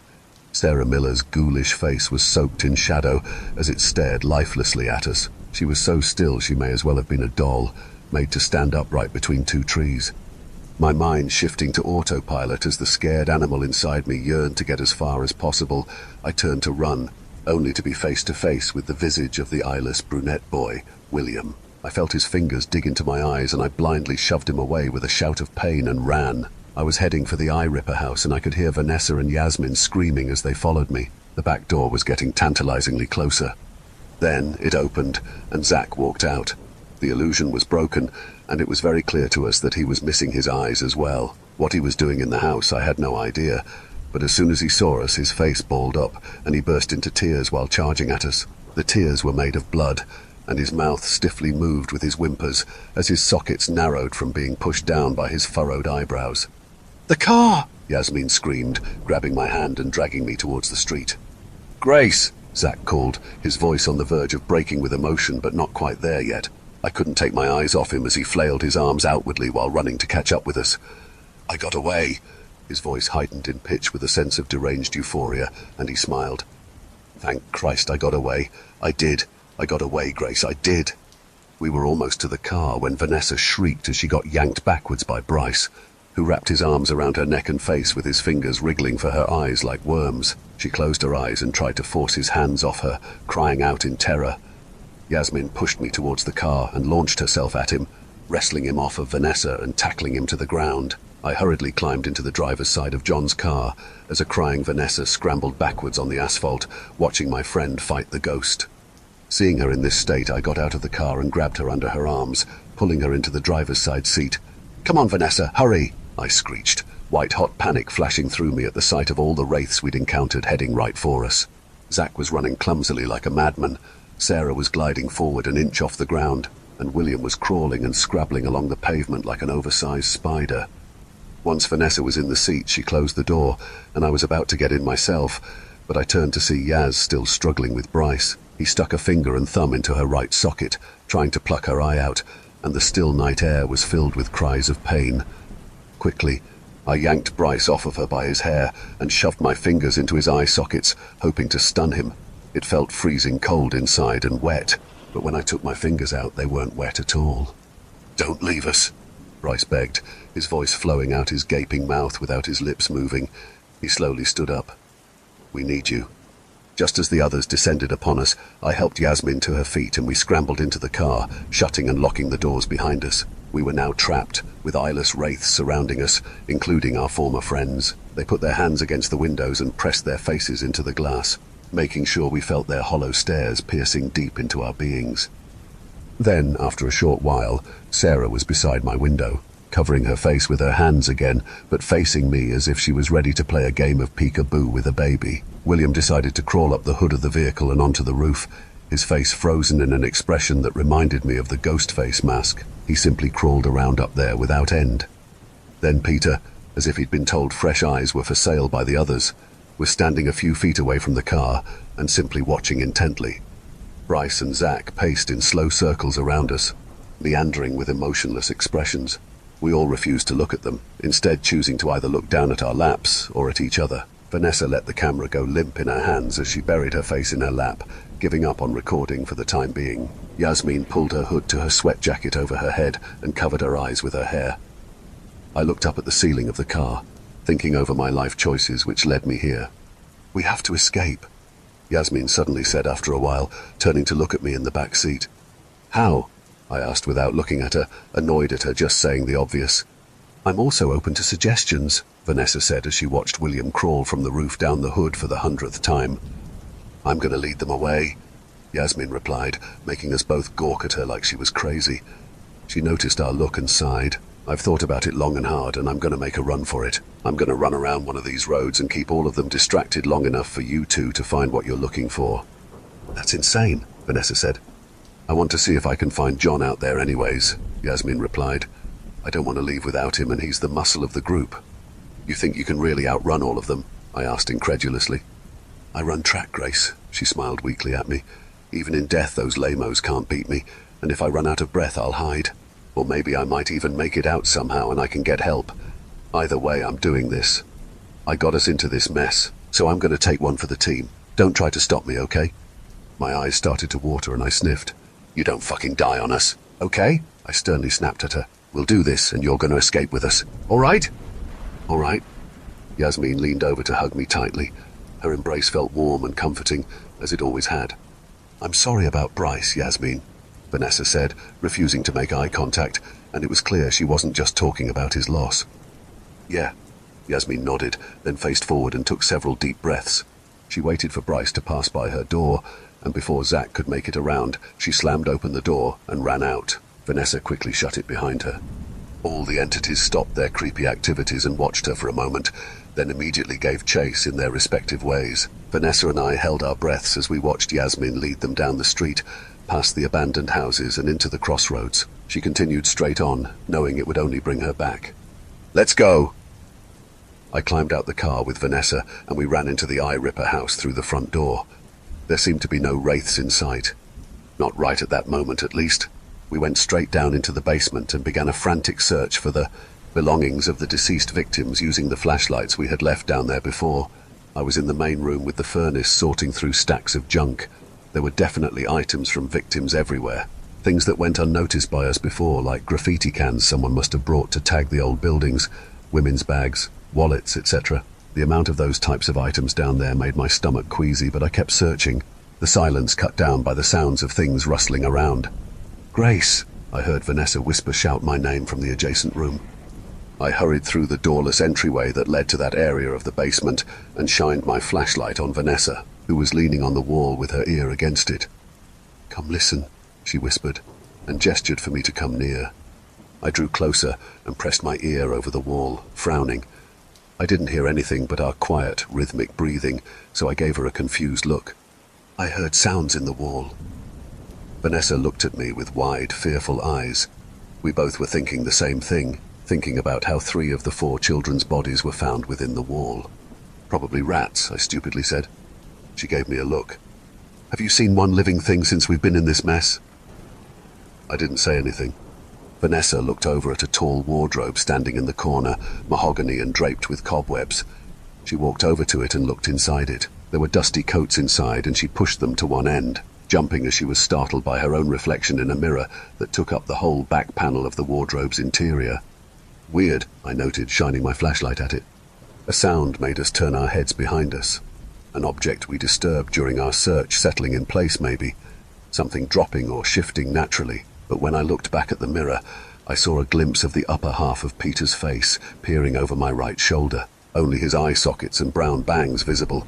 I screamed and jumped back. "What?" Vanessa asked, shining the flashlight around to see nothing at all. He, I stuttered, my hand on my chest as I looked behind me and backed into the wardrobe.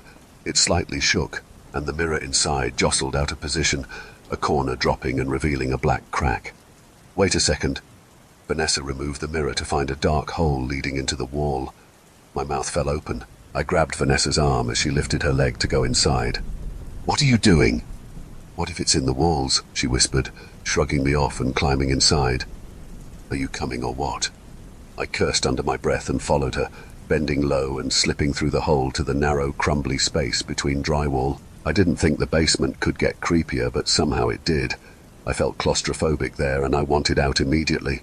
But I knew we needed to leave no stone unturned, so I pressed on, following behind Vanessa. We reached a dead end soon, where the back of the staircase was, presumably, and our flashlight beam reflected off something shiny under some light rubble. "Look!" Vanessa fell to her knees and pulled bits of wall and wooden beams off of a dark grey backpack. The silver zipper had caught the light. Immediately she zipped it open and triumphantly pulled out a sachet like the one I'd found earlier. The air was permeated with the smell of decay as soon as she revealed it, but we were too excited to care. "Why am I the designated eye holder?" I griped as she gave it to me. "Come on, let's look for that purse before those things get tired of chasing Yazzie." Vanessa nudged me, and I led us back the way we came.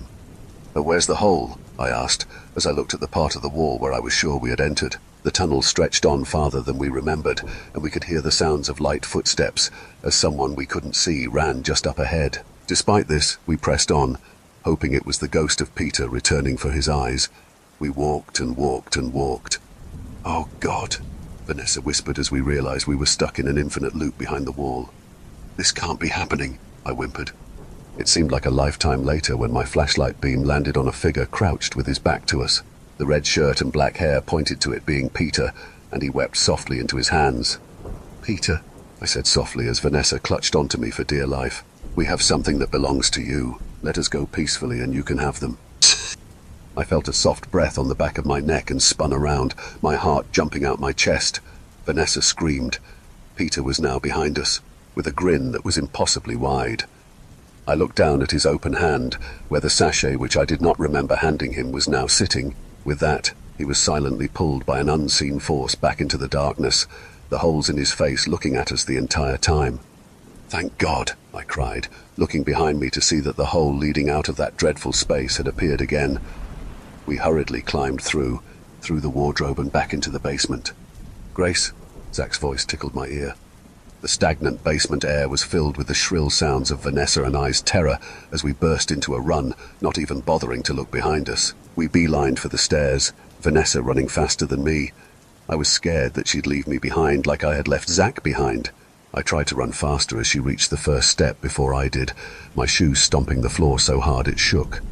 Then suddenly I was under the floor, my body racked with pain and the sound of wood splintering and giving way, covering up Vanessa's screams. I looked up through the hole and saw Zach crouching over me, his pale hand reaching for my face. I thrashed wildly like a caged bird and kicked him away, scrambling deeper into the hole. It was then that I realized it was a crawl space, and there was a small hatch just beyond where one of the kids' bodies was found. I hurtled through it, crawling through the claustrophobic little tunnel caked with dust and webs. It smelled like rot down there, but I hardly noticed as I tried to listen to see if I could hear Zach giving chase. I didn't hear anything, but I looked behind me anyway. I couldn't hear anything because somehow the little blonde ghost was silently scuttling after me in the crawl space instead of Zach. Her mouth hung open, a black void like her eyes. Her dirty, cracked and bloody fingernails scraped the floor as she went. Her movements looked unnatural, like she was in sped-up footage, and my heart lurched in my ribcage. I crawled faster, hyperventilating and feeling my mind cloud with overwhelming fear. Up ahead, I spotted a dead end, but just in front of it was a hole. I allowed myself to drop through, and I felt the crisp grass and something else cushion my fall. I rolled over on my back and looked to my side to see a faded old pink clutch purse with a zipper and a bit of what looked like old blood smeared on it. I grabbed it and zipped it open as a stark white arm followed by a curtain of blonde hair slipped through the hole. A revolting stench unleashed into my nose as I pulled out another sachet and threw it at the wraith clawing her way towards me. Sarah, on all fours, stopped, stared at it, then snatched the sachet and crawled backwards lightning fast until she disappeared into nothingness. The tension in my body diminished as I was alleviated of her presence. As I crawled from under the house, I wondered briefly about the crawl space, which very clearly seemed like a discreet escape route for a man who knew he was doing something terribly illegal, a way he could leave without being caught if the authorities came to his door. But if he had gone through such lengths, why did he end up killing himself and revealing his crimes? This didn't occupy my thoughts for too long as I looked out at the empty street and wondered where Vanessa was. Did she escape Zach? If so, where did she go? As if on cue, a distant scream echoed into the night, and my head snapped towards the tree line behind the house on the left, which we had never explored. Realizing this was Vanessa's voice, I darted towards where I heard it, hoping beyond all hope that I could make it in time. I was not going to let her die like I had done to Zach. I weaved around the trees, my lungs on fire and my legs growing tired. "Vanessa," I called, "where are you?" I spotted platinum blonde hair in the distance and sped up, approaching Vanessa, who was standing still and staring upward. I crashed into her, hugging her in relief that she seemed fine. "I found Sarah's eyes and gave them to her," I told her breathlessly. "We just have one last pair left." I pulled back and looked at her shell-shocked face. Finally, I followed her gaze and looked up, pointing my flashlight skyward. The eyeless corpse of what I recognized to be Lisa Waller dangled by a noose from a tree branch, cutting through the silence with the steady creaking of the rope. She was a white woman with brown hair, a tank top, shorts, and sneakers, who seemed to be in her mid-20s to early 30s. I looked around, sweat falling into my eyes as I took in the sight of dozens of corpses hanging from the trees, all eyeless and all with nooses around their necks. Not only that, but there was a graveyard of cars, just sitting there in the spacious gaps between the trees. I don't understand," I stuttered, recognizing the corpse of Rachel, who had killed Lisa in wraith form on video, hanging not too far away. "It's like how the Eye Ripper died," Vanessa whispered, facing me with eyes glossy with tears. "That's why we didn't see Bryce's corpse, or Zach's. They end up hanging the bodies to mimic his death." "But why?" I blinked, at a loss. Vanessa shrugged, cluelessly. I decided to tell her about the crawl space. "The purse was under the house. When I fell through the floor, I went through the crawl space and there was a hole leading under there. I don't know why that sicko put it down there, but honestly, I'm more confused about why he went through the trouble of making an escape plan if he was just going to end up killing himself anyway. Maybe, Vanessa considered. Maybe the killer didn't hang himself after all. Maybe he was their first victim. The curse could have started when they haunted him and pulled his eyes out, then hung his body. I mean, even the cops thought it was far-fetched for a man to hang himself after gouging his own eyes out, but they said there was no sign of foul play. So does that mean his ghost is around here somewhere? The thought was chilling to me. I don't know. Vanessa looked at me, the same apprehension on her face. Hey, that video we watched earlier. Lisa said William's parents were part of the occult, and that's why she thinks he's responsible. Witches or something, I guess. When he killed William last, the curse started. We don't even know how to find his eyes. I felt hopeless all of a sudden. He didn't go missing with something like the others did. Wait a minute. Vanessa looked thoughtful. That woman said that he had actually escaped from the basement at one point, but the killer chased him down and got him. I wonder if it was these woods, and that's why they put the bodies up here. I felt a shiver run down my spine. Look, what are you getting at? I think William's eyes are out here, Vanessa replied. I just have this feeling. Are you serious? That'll take forever. I wiped the grime and dust off my glasses. Do you have somewhere to be? I huffed at her sarcastic response. The two of us started to meander, unable to look away from the hanging corpses as we did. I thought I heard a whisper, but when I looked around I saw nothing. I worried we weren't alone out here. I unclipped my walkie and decided to see if John or Yasmin would answer. Hello? Are you guys alive? There was nothing but static. Vanessa filmed the hanging bodies, and I thought that was distasteful, but remained silent. I heard a twig snap and looked over my shoulder, seeing an arm retract behind a tree. Before I could voice my concerns, Vanessa screamed up ahead. The body of John was hanging, eyes missing and dark skin a ghoulish grey from lack of blood flow. I remember it just like it was yesterday, the feeling of great loss hitting me like a punch to the gut. Aside from Yasmin, he was the nicest to me out of everyone, and every time I try to recall one of his charming smiles, or the way he would laugh at his own jokes, the visage of his dead face is smeared all over those memories. I knelt next to Vanessa, who was sobbing in a heap on the ground, and wordlessly pulled her to her feet so we could run from the entity watching us. She didn't even question it as I dragged her along. She just clutched me and wept. Suddenly, both our walkies crackled to life, scaring the crap out of us both, but the fear was replaced with relief as Yasmin's voice came through. Are you all alive still? I'm back, but I can't find anyone. Yas, we're in the woods. I frantically all but yelled into the walkie-talkie as Vanessa went over to retch and dry heave next to a tree. There's bodies hanging everywhere. They're the people who were killed in this place. What the fuck? And oh God, John is up there too. My voice shook as I broke the bad news. He's dead. They got him. Yasmin cursed up a storm over the walkie, covering her grief with anger, and I interrupted her, knowing we had little time to spare. We only have one last kid left.